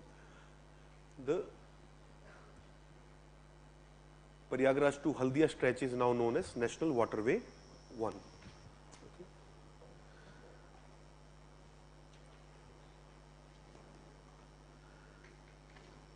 And even proper cargo shipping has started on this route as well. Number of firms in Bengal, now they have started transporting their products through this.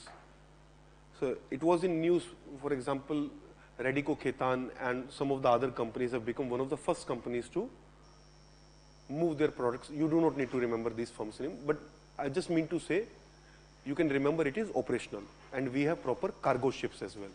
It is not meant for small transportation now, even the big vessels are operating, and with the containers. What is the problem in the stretch ahead of Prayagraj? River channel is not wide enough. Okay. That is the major problem after the section. And what is the problem in some other waterways? I mean, this is considered to be the only large waterway. Almost all other waterways have certain issues with them. The problem with majority of other waterways is that they have waterfalls in them. And if you have waterfall, automatically ships cannot use that waterway. So number of rivers, for example, Narmada is a very long river but cannot be utilized. Almost on the mid section it has waterfalls. That is also the problem with Krishna. So number of large rivers are non-navigable because of waterfalls.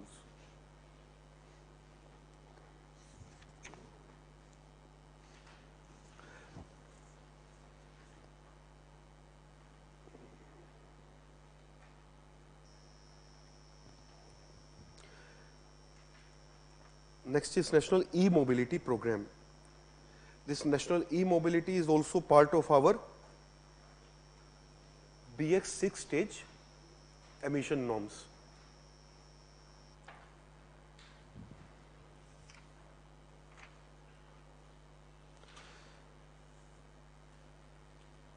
Our BS 6-stage emission norms will ban diesel vehicles, for example.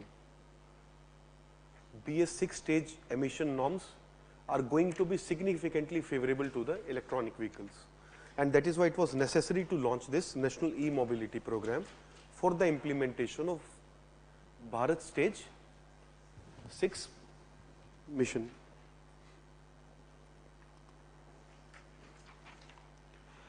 Now, there is an argument over how clean is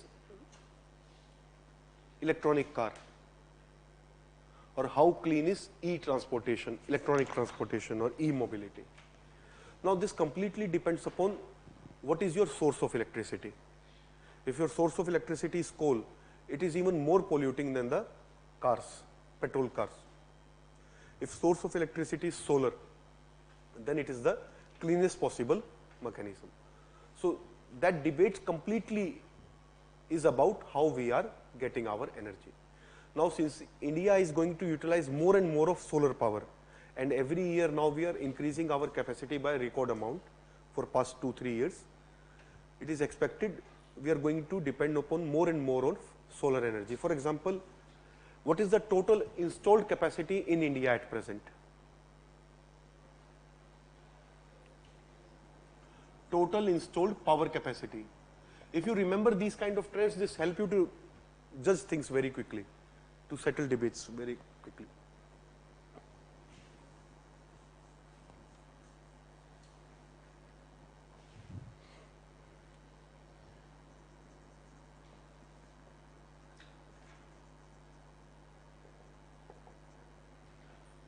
Our target for total installed power capacity is 500 gigawatts.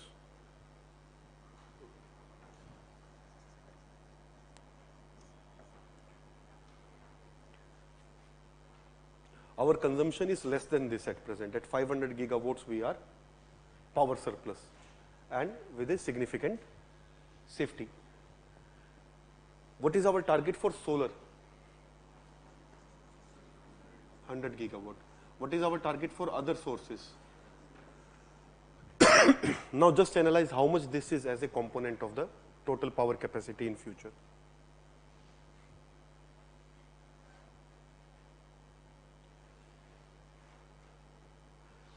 The target for 2022, for which we have this target, we also have projections for our total electricity consumption and total electricity production.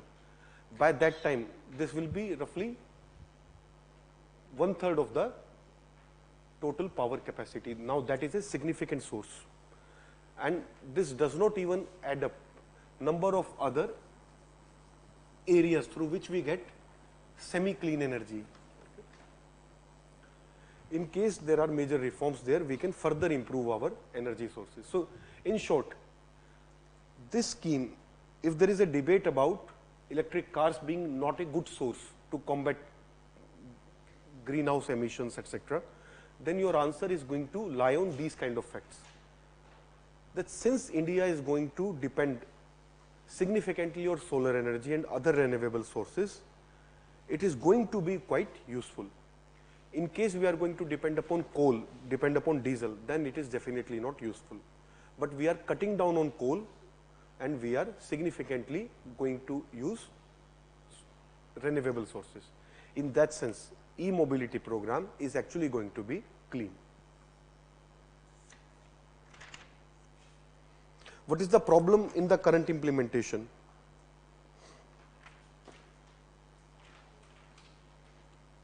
What is the biggest hurdle in the e-mobility program? Charging platform, charging infrastructure. Okay. Majority of cars do not have long range. The cars that have long range, they are very expensive. So, you need to have certain charging infrastructure along the roads, along with quick charging mechanism. You won't be waiting for 6 hours to charge your car on the way. So, the present models, they take overnight in order to charge properly. So, these are the major hurdles at present. The electric cars that are available are, first of all, inefficient, and secondly, they cannot be utilized, they can be utilized only within the city for short drives. There are cars internationally available which have, yes, definitely improving. Yeah, that is also a reason. High import, India has not reduced import duties yet on electronic cars because India considers them to be in luxury category. Because the Tesla cars that we are talking about, they are first of all expensive cars and they come into luxury category. We define luxury categories by 0 to 100 speed time by different parameters, and it comes into that category actually. It is a sports performance car.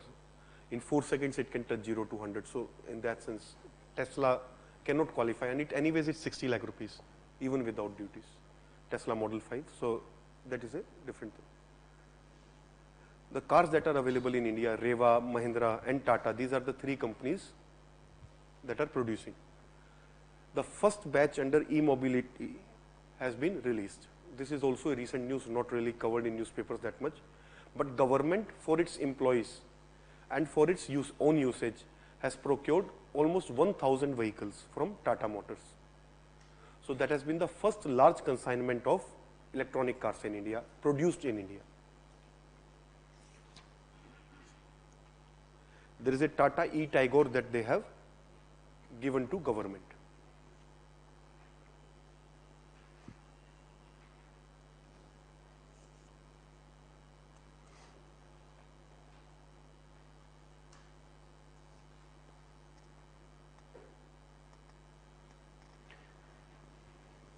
The next is draft national automotive policy.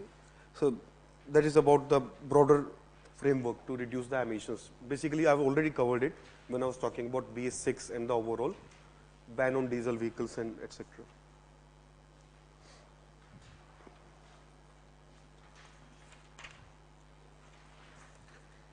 Next is Railway Concor begins coastal operations. What is Concor? Container Corporation of India Limited. And Container Corporation of India Limited also owns ships. So, for the coastal shipping, Concor has started operation. It just simply means that. And it is completely integrated with the railways.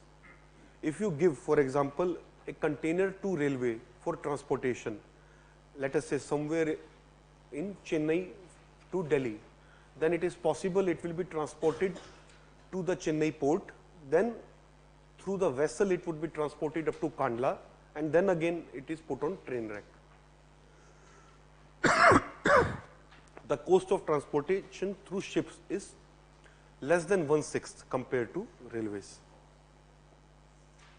And if we have good management, it is not even going to cause the delay.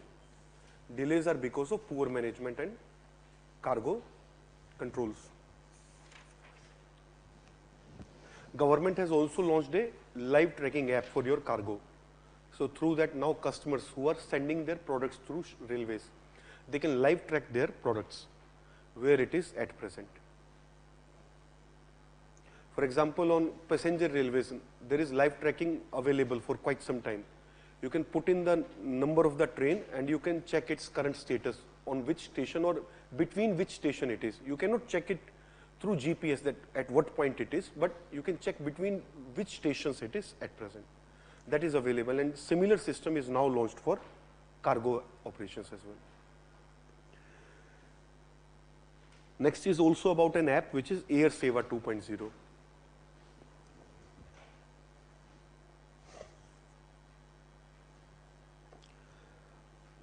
Not any of big development it is going to bring. It is just about a few tweaks that it has brought here. Next is airport privatization. So, what do we really mean by airport privatization here? Are we changing the ownership status? No, we are just changing the operational status, that who is going to manage. Now, Airport Authority of India, AAI, maintains airport.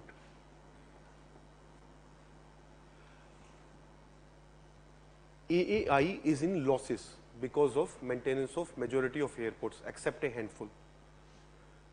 Now, idea is if we can give it to private corporation, which will first of all pay us money annually, or basically to AAI, and in exchange, it will be responsible for utilize the entire infrastructure properly. It will open shops, it will open other facilities through which it can recover money, and it is going to maintain the airport. It is in this kind of arrangement we are interested in. This system was first launched in railways in Uttar Pradesh. Railway stations were given for the management to private sector. Under that, ownership is not given to private sector, just management is given to private sector. If in the railway complex there are 30 different shops and different hawking areas available, then private sector is going to earn through those avenues, and in return it will maintain the facility. Similar arrangement is going to be maintained for the airports as well. And under the similar kind of management only, different monuments are also given from ASI, Archaeological Survey of India, to private houses. So there is nothing wrong in this if the entire system is transparent, if we are not engaging into crony capitalism, we are not helping out a particular corporate house by giving it for cheap. If there is a honest and transparent auction system under which different corporate house bid, then it is going to be good. So right now we have adopted a auction system, and so far there have been no allegations or no issues of mishandlings or you can say corruptions in this case. So Ahmedabad, Jaipur, Lucknow, Guwahati, Trivandrum and Mangaluru. Remember these names. Which of the following airports have recently been given on private lease? In that sense, question can be asked. All these airports are into, except Ahmedabad. Ahmedabad is into tier 1, rest of the airports are in tier 2 category. So,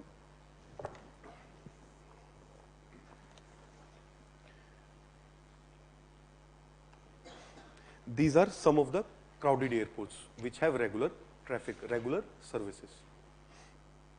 If it is successful, the good thing is we will be able to lease out those airports which are at present inadequately covered.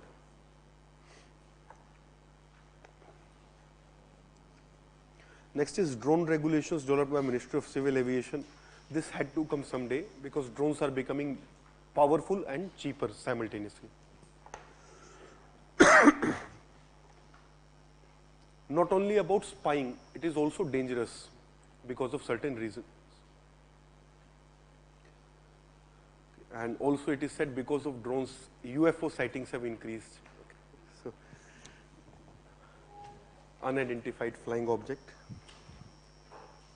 Next is water aerodrome.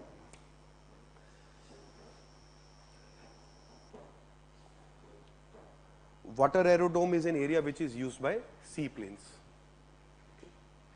So, in India there was lack of this provision. This is now being started for the first time.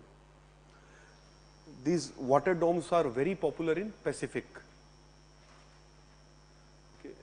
Australia, Pacific countries like Tahiti, etc. These are the prime mode of transportation because they have scarcity of land in Pacific region, Pacific Ocean island nations.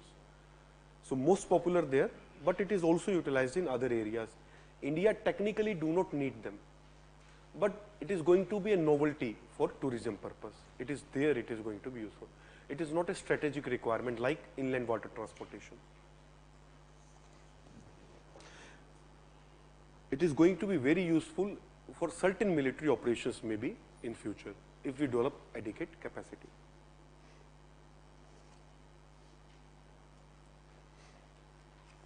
For example, Vular Lake, it is very close to LOC. Okay. So, if we develop proper aerodrome there, then it can be quite useful in that sense.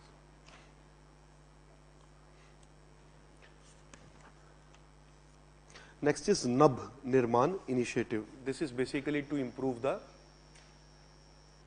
overall capacity to handle air traffic. Under this, we have to expand the capacity of our airports and also to create greenfield airports. So, we have to increase the capacity by almost 5 times.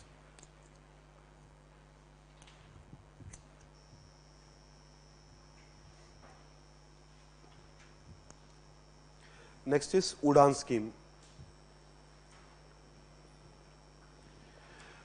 Udan scheme is particularly to connect those airports which do not have regular air services. The problem is out of 100 airports or more in India, hardly 40-45 are utilized. Roughly 60% of our airports are not utilized because there is lack of regular flights. Okay. So, this is the reason why we have launched this Udan scheme. Udan scheme is going to improve the utilization of existing infrastructure, whereas NAB Nirman is going to create new infrastructure. This is the difference between NAB Nirman and Udan. Under Udan scheme, we are trying to promote flights also by capping the airfares. For up to 1 hour flight, 2,500 rupees airfare has been capped. And viability gap funding mechanism will be utilized in order to finance it. So, this Udan schemes work in a specific manner. Airports have now been, not airports, sorry, airlines have been now asked to choose between different routes. There are certain routes which are considered as A category routes, not really defined as A, B, C, but let us just simply assume for simplicity. There are certain A category routes. Let us say Delhi, Mumbai, the most lucrative route, Delhi, Bangalore, Mumbai, Bangalore, likewise, Delhi, Ahmedabad. These are the lucrative ones, which every airline wants to fly for. Then there are relatively less lucrative. Okay? Let us say Delhi, Lucknow, Lucknow, Varanasi, etc. And then there could be C category routes where no one wants to fly because there is lack of passengers. So these could be, for example, between Kolkata to Bhubaneswar, or maybe this is in B, I mean, relatively less utilized, let us say between Ahmedabad and Bhavnagar, likewise, on which flights are not there. So now airlines have to choose one each. You get one route here only if you choose one route each on other routes as well. Then if you want another route here, then you have to choose one each. That is how we are going to ensure that there are regular flights to smaller airports. That is how we are going to encourage our private airlines to fly on certain routes. But then it should not be loss making for them. We will subsidize them through viability gap funding in the beginning. And it is expected, right now people do not fly on certain routes because there is lack of flight, not because they do not want to fly. Okay, for example, there could be a lot of potential between Amritsar and Chandigarh route as well, but since there are no flights, people do not even check out.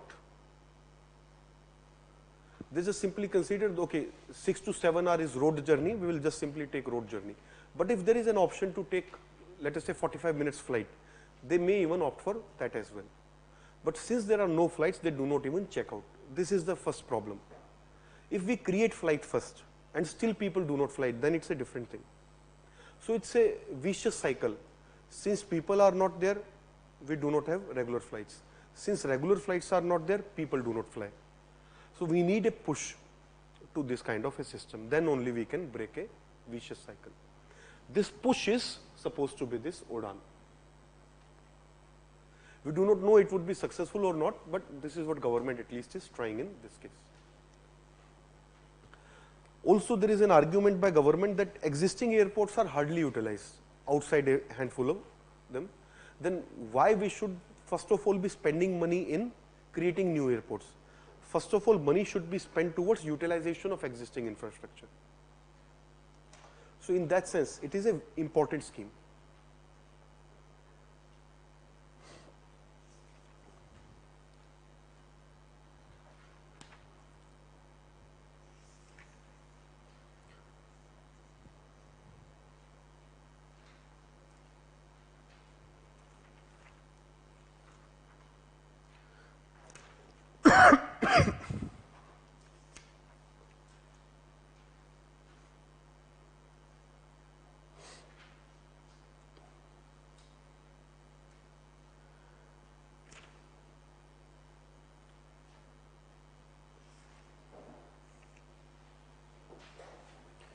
Okay.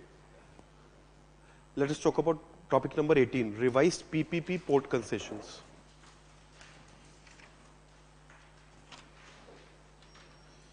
Revised PPP port concessions.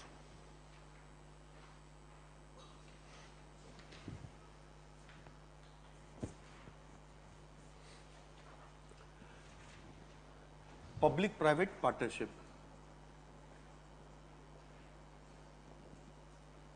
It has been most successful in case of roads.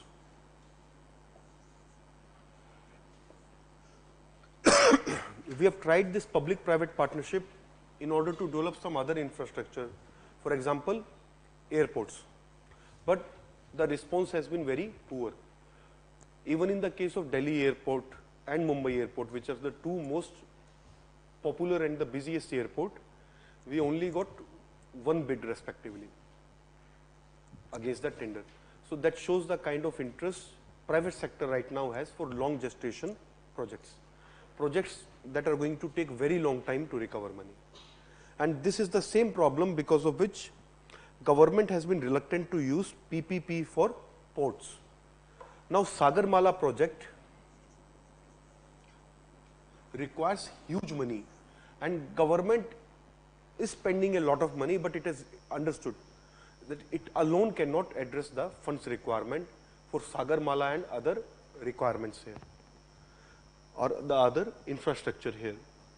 So, in order to achieve the targets in Sagarmala, we are going to promote PPP specifically for ports. So, for that we have adopted certain concessions. The terms and conditions that we had earlier in order to have a PPP for port was very difficult. For example, in the earlier model, if public-private partnership is there for a port, then government only will be controlling the port. Government only is going to decide the tariff. Government only is going to decide the parking charges, etc. Private sector was disagreeing to that we will spend bulk of money and we get to decide nothing. You will decide everything and finally give us a small share. And that is why private sector has been uninterested in developing railways along with government or airports along with government. If we want to bring PPP in big infrastructure, that is airports, ports, then we need to give them more decision making power. And for that we need to create new companies which are going to jointly manage the assets. That is the possible way to work. And for that purpose we have introduced this kind of concessions.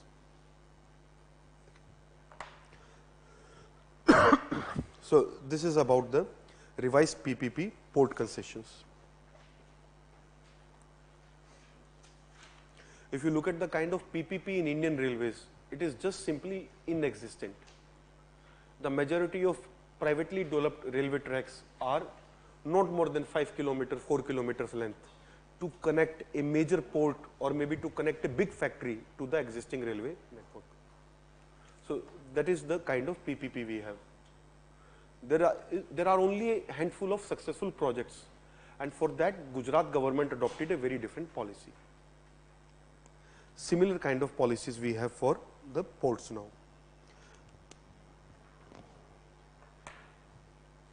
The biggest problem here, you can link it to the railway as well. For example, in railway we are talking about independent regulator, okay, Railway Regulatory Development Authority.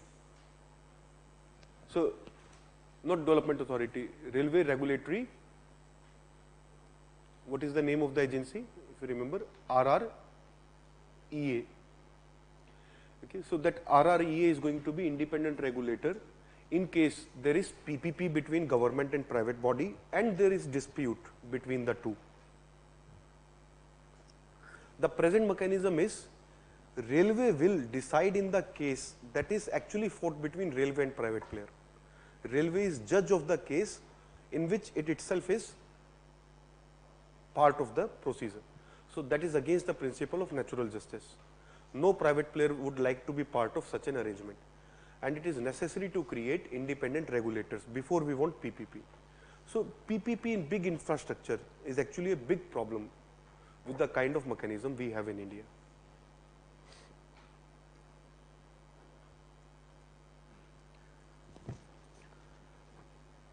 So, first of all, we need certain regulators which can look into the disputes and not the government. And likewise, there are other requirements.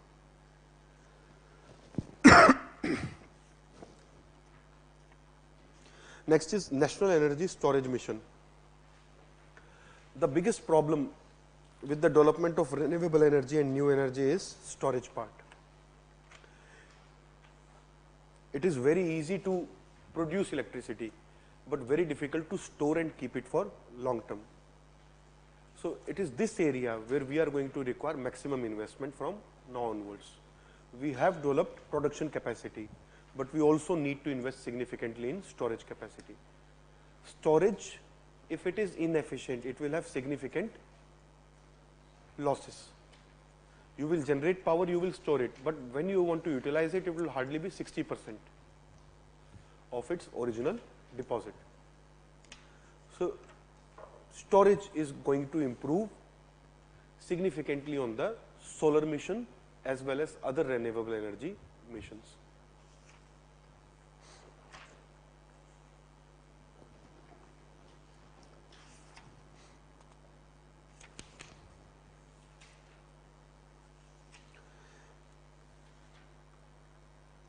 Next is 29, that is Strategic Investment Fund under NIIF. Yesterday we had briefly discussed NIF, National Investment Fund, which is maintained in the public account of India. Likewise, there is NIIF, National Infrastructure Investment Fund. The difference between NIF and NIIF is, in NIIF, anybody can contribute. Recently, Abu Dhabi became the first foreign sovereign wealth fund which invested into NIIF.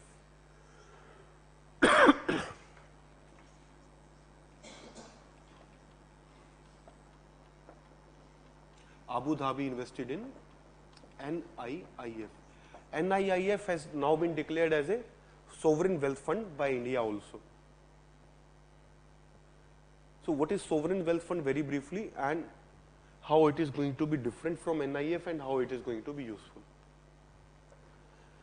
So, sovereign wealth fund as a concept became popular in Singapore as well as certain West Asian economies. In West Asia, certain countries realized that whatever we are exporting is our wealth, and once this wealth is diminished, then we will be back to the desert days. We do not want that kind of future. We need to develop alternate sources of earning, and that is from there they started to keep their petrodollars aside, that export earnings will not be completely utilized. We will save 60% of it for alternate arrangement, and that is how they remodeled their country completely. The export earning was now started to use to develop infrastructure as well as tourism opportunities, and that is how UAE transformed completely. Similarly, number of other countries have developed similar wealth funds or sovereign wealth funds. Sovereign wealth, wealth which belongs to people. A government in power should not have ability to diminish that wealth. That is the idea behind sovereign wealth fund. So that means no government can withdraw money from sovereign wealth fund for budgetary purpose, and no government can exhaust these funds. You can use this fund, it is available, but you have to return back to this fund. This is a strategic reserve asset. Over time it is supposed to grow. This is a sovereign wealth fund. It cannot diminish over time. Similarly, NIIF, anybody can deposit to it, but this fund will not diminish. It will only grow over time. You can make investments from NIIF. There is a body which manages NIIF. It has the responsibility that if you give any loan, if you give any money from NIIF, it should come back, and it should come back with certain interest or return. The fund is supposed to grow over time. It cannot diminish. So this is about NIIF and NIF. India never said NIF is our sovereign wealth fund. NIF is simply a depository of our disinvestment proceeds.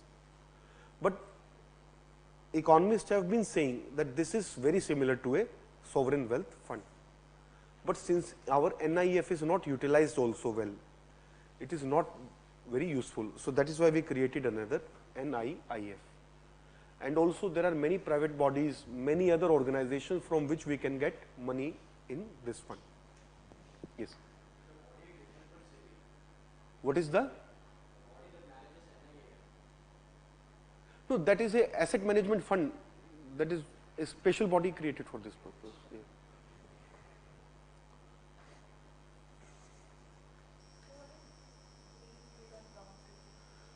Greenfield investment basically is from scratch. Brownfield is on existing system. You have demolished the existing and created new, or you have expanded the existing. That is brownfield. Green and brown basically means the status of the land. If it was green, that means there was no construction before.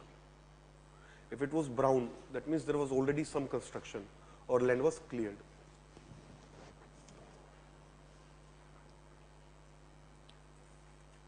So for example, Delhi airport investment was brownfield investment, whereas investment in Sikkim, that was greenfield, because that was developed from scratch.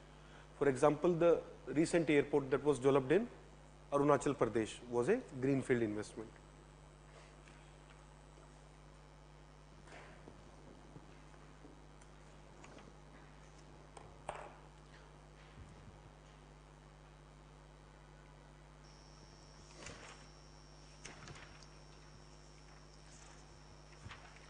The next topic is report committees indices.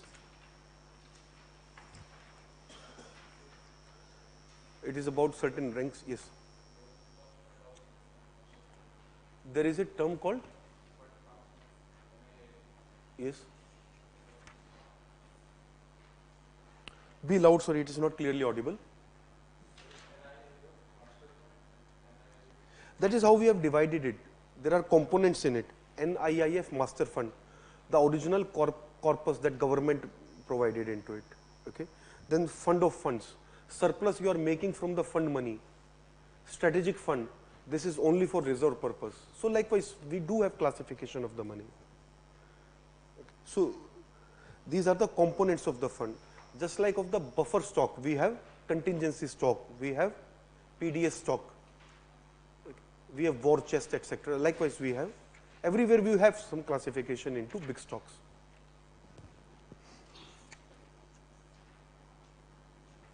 Okay, then report committee submits and indices. We do not really have anything specific to discuss here because this is again about rankings, about certain data. There is hardly anything for us to really explain in this context. Okay. There are few terms used in between. Those terms I will discuss, not the particular topics here.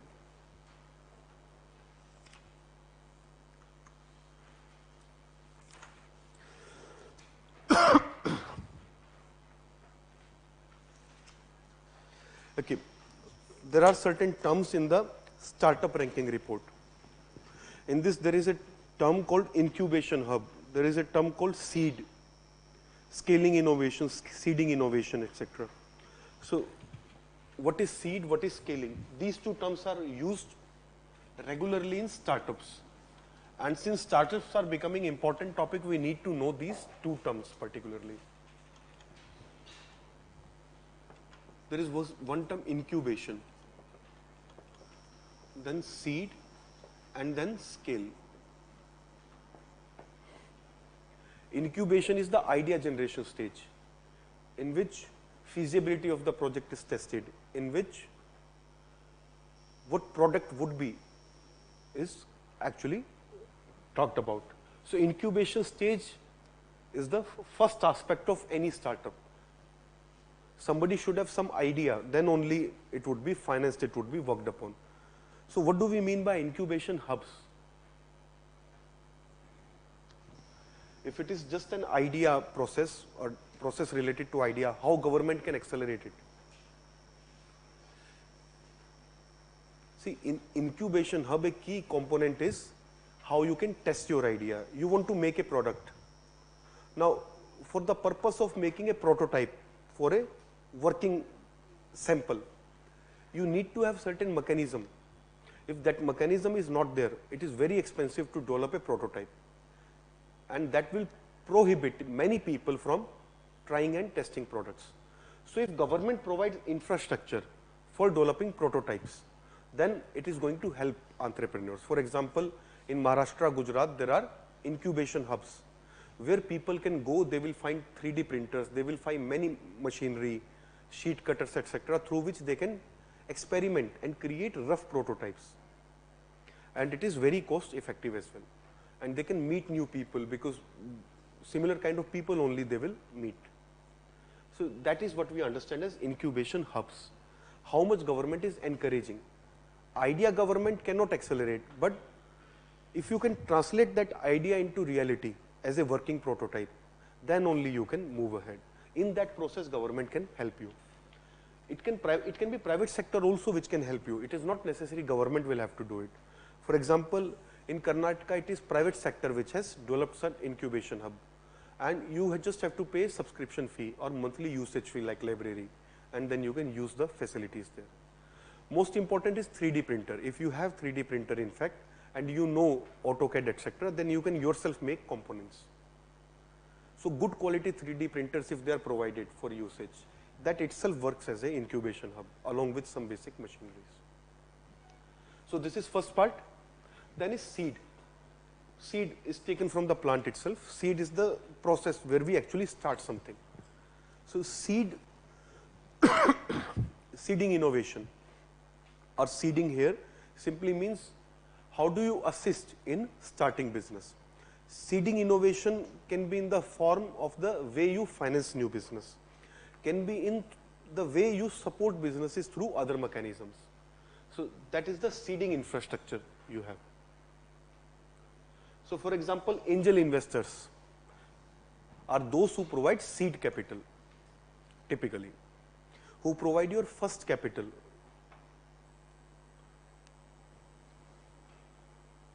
Then scale. Scale is the biggest challenge, in fact. So many startups come, but only a few of them become successful. Because getting an idea is a different thing. But to be able to successfully run thing and develop organization is a very different thing. You may have engineering expertise, but for scaling up you need to have managerial expertise. Then only you can scale up a business. Maximum business fail at scaling up. Scale, size. Have you heard this term, returns to scale? From there this scale up has come. Economies of scale. Your size increases, your cost come down. So scale up, we mean your size increases. Scale in economics has a specific meaning. Scale means all your inputs together increase. Your capital increase, labor increase, factory size increase. That is known as scaling up. Okay. Returns to scale or economies of scale, that can help you to remember what do we mean by scaling up here.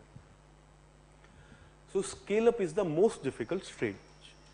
In fact, we always talk about MSME so much. There is this debate in India that there is missing M here. Our MSME is just small and micro. Medium firms are less than 1% of entire MSME data. And despite being less than 1% of this entire MSME data, they account for more than 40% of job provided and more than 40% of exports. So it is this medium that matters. Micro hardly matters. They cannot provide big employment. 5 to 6 people, 10 people, that is the kind of employment they can provide. It is medium enterprises which matters. So how startup becomes medium, that is very important. Okay. Medium is the maturity stage. You are always vulnerable when you are in this category. From there, it's just a matter of time. If you are doing things well, you will jump into the corporate stage. You will become a proper big organization.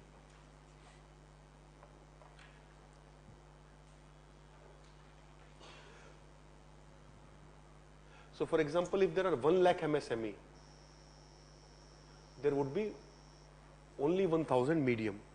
But this 1,000 medium will provide more employment than rest of 99,000, roughly.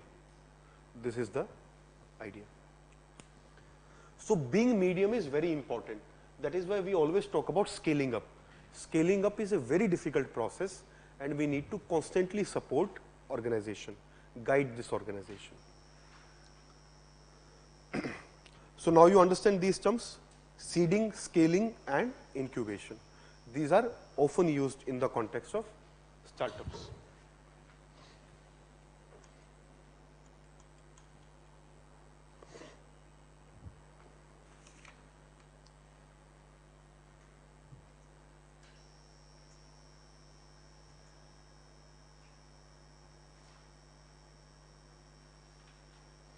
The next is shell companies.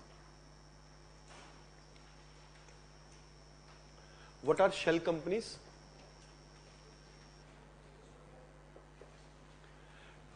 Companies which exist only on paper in majority of cases, or they just have a very small scale activity which is just a front for some big activity which is underground. So they just act like tip of iceberg. Major activity is always hidden. They are just front with a very small output. So what is the development regarding shell companies? India has recently identified significant number of shell companies and have banned and attached their assets. So this is the development regarding shell companies. Shell companies as a term was also in use regarding Panama Papers. So firms which were registered in Panama, these were also shell companies. They do not do business activity. They just act as a registered firm on the name of which other people earn profit. Their major role is in money laundering.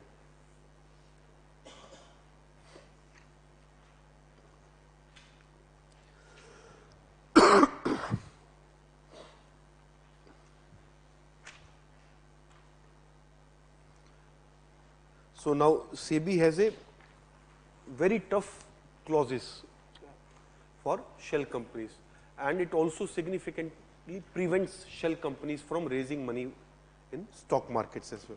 So this is also part of our shell companies review process that we are doing.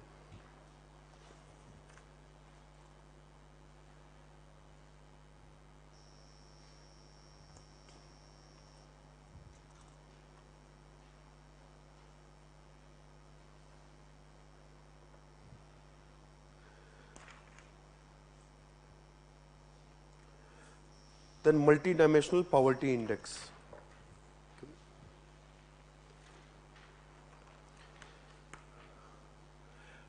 What we need to know from the PT examination perspective in such topics, whether it is multidimensional, whether it is human development, whether it is any other index, we need to know 4 or 5 particular data. First is who issues or prepares.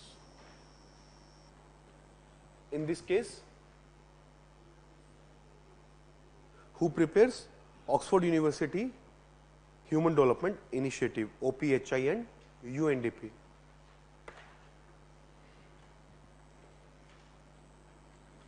So each report, there is an organization which prepares. Then India's rank.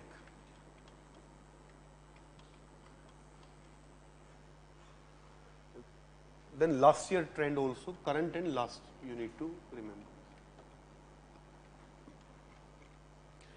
This can also be a question on which of the following indices India's rank has improved. So that is why you need to know the current and the last, or whether it has improved or gone down. For certain important reports, for example, ease of doing business report, multidimensional poverty, human development, these are some big reports, important reports. We also need to know the components or parameters. If parameters are too many, just remember the number of parameters, then you are not expected to remember each and every parameter. If parameters are few, then you are also expected to remember what are the individual parameters. For example, it is up to 5 or 6, then it is possible to remember. If a index has 40 parameters, then you just need to know how many parameters are there. Then, although such questions are now not coming, but top performer, which country leads the index?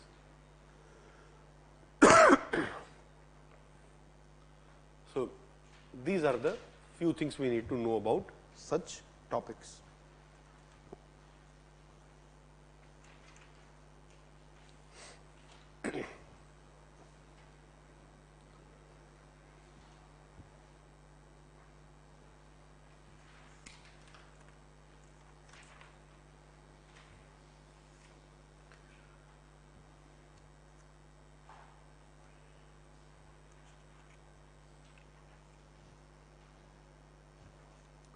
Then there is this Kimberley process in which there is a term called conflict diamonds. These conflict diamonds are also known as blood diamonds.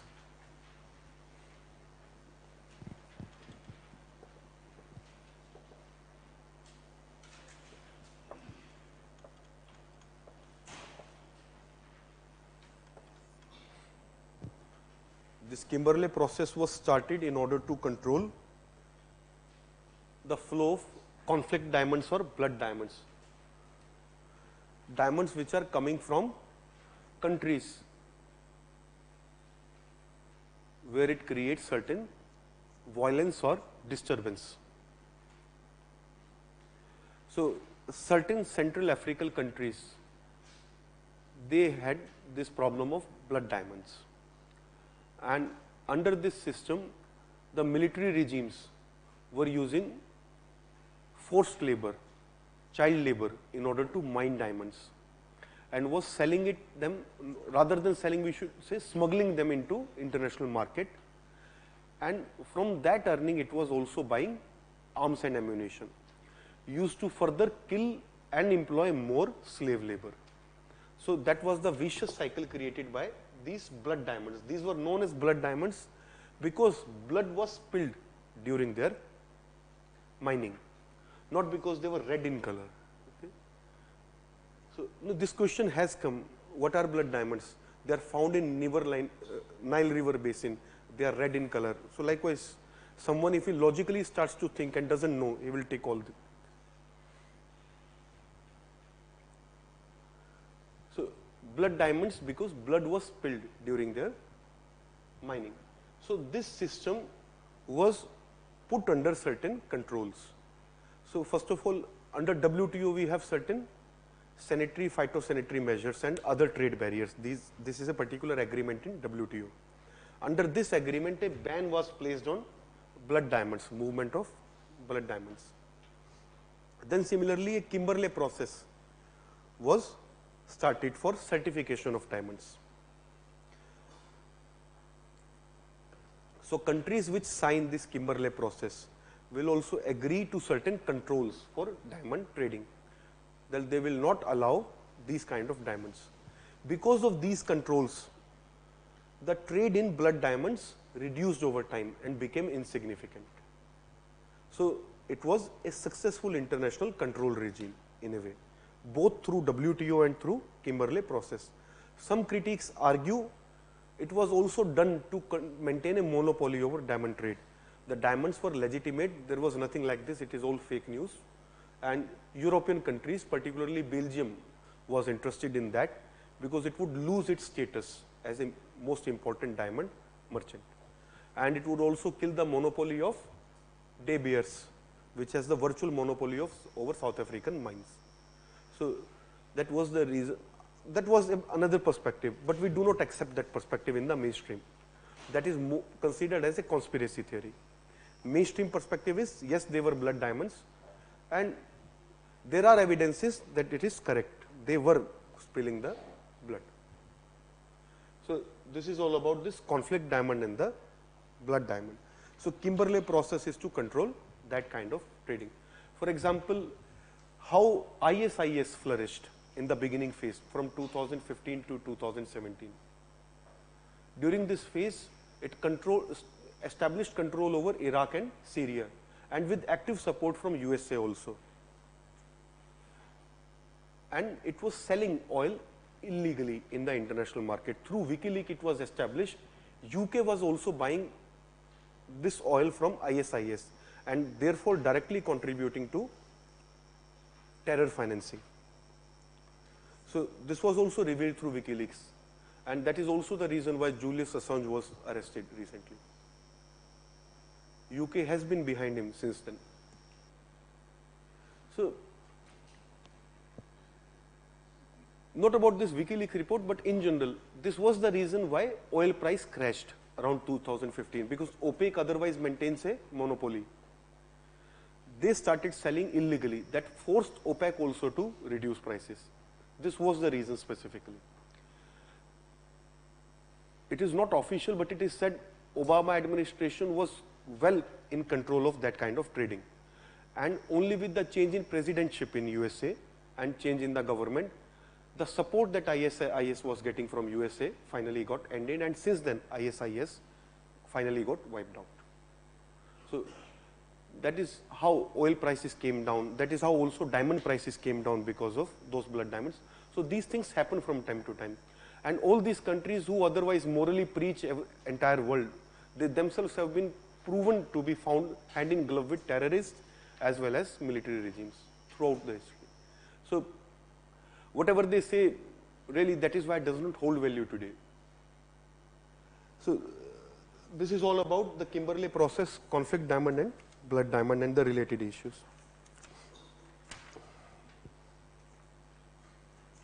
Then yes, this blue bond. Although these terms should not be used. Bond is a bond that should not be defined by the purpose it is used for. Okay, so but we have unfortunately certain terms. So green bond is a bond which is going to finance renewable energy. Similarly, blue bond is a bond which is going to finance marine and ocean based projects. So technically there is no difference how money is raised. Technically there is no difference in the structure of bond. So purpose for which money is utilized should not be creating these terms. But it just creates problem for us to remember so many different terms. The next is National Data Center. A fifth National Data Center was started. Since there are not too many at present, we are expected to remember the name of the centers. Once they will become something like 2025, then we won't have to remember.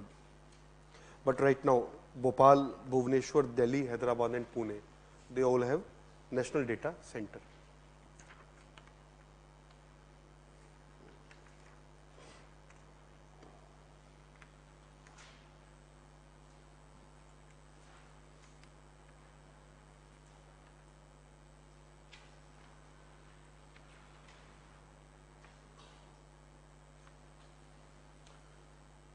Then anti-dumping duty.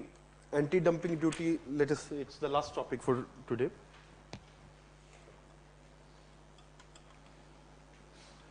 Anti-dumping duty is a provision in WTO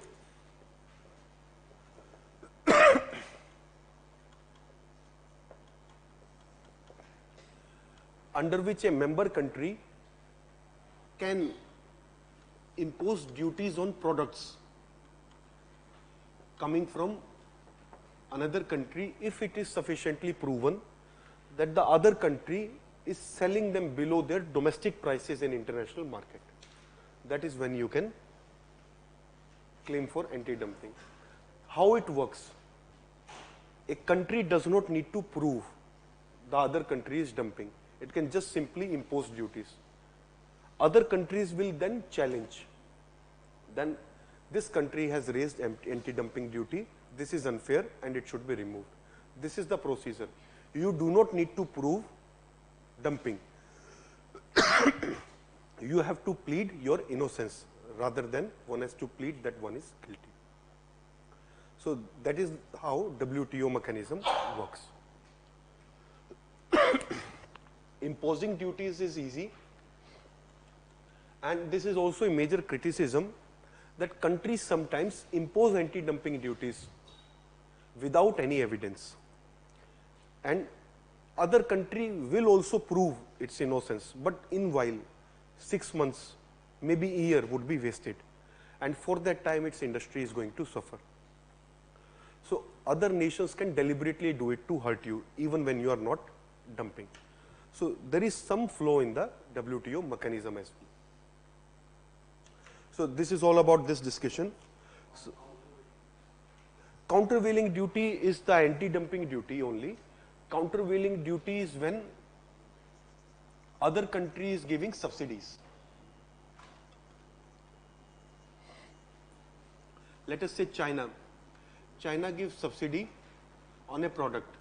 The price of product is 12 in the domestic market. Transportation cost is 2. China gives subsidy of 3 in between. Or let us say it pays for the transportation, it gives free transportation. That is subsidy of 2, let us say. So when it will come to India, it will come at a cost of, let us say, 12 or 13. Now, India can impose a duty equal to 2 or 3 depending upon how much China has given. That would be countervailing duty. Under WTO provision, anti-dumping must be countervailing. We must not punish the product. We must only reverse the subsidy effect. That means you cannot impose 10 rupees anti-dumping duty on this product. It should be reasonable. It should be equal to the evidence of subsidy. So you cannot punish. You can just reverse the effect. That is countervailing. Counter the effect. So,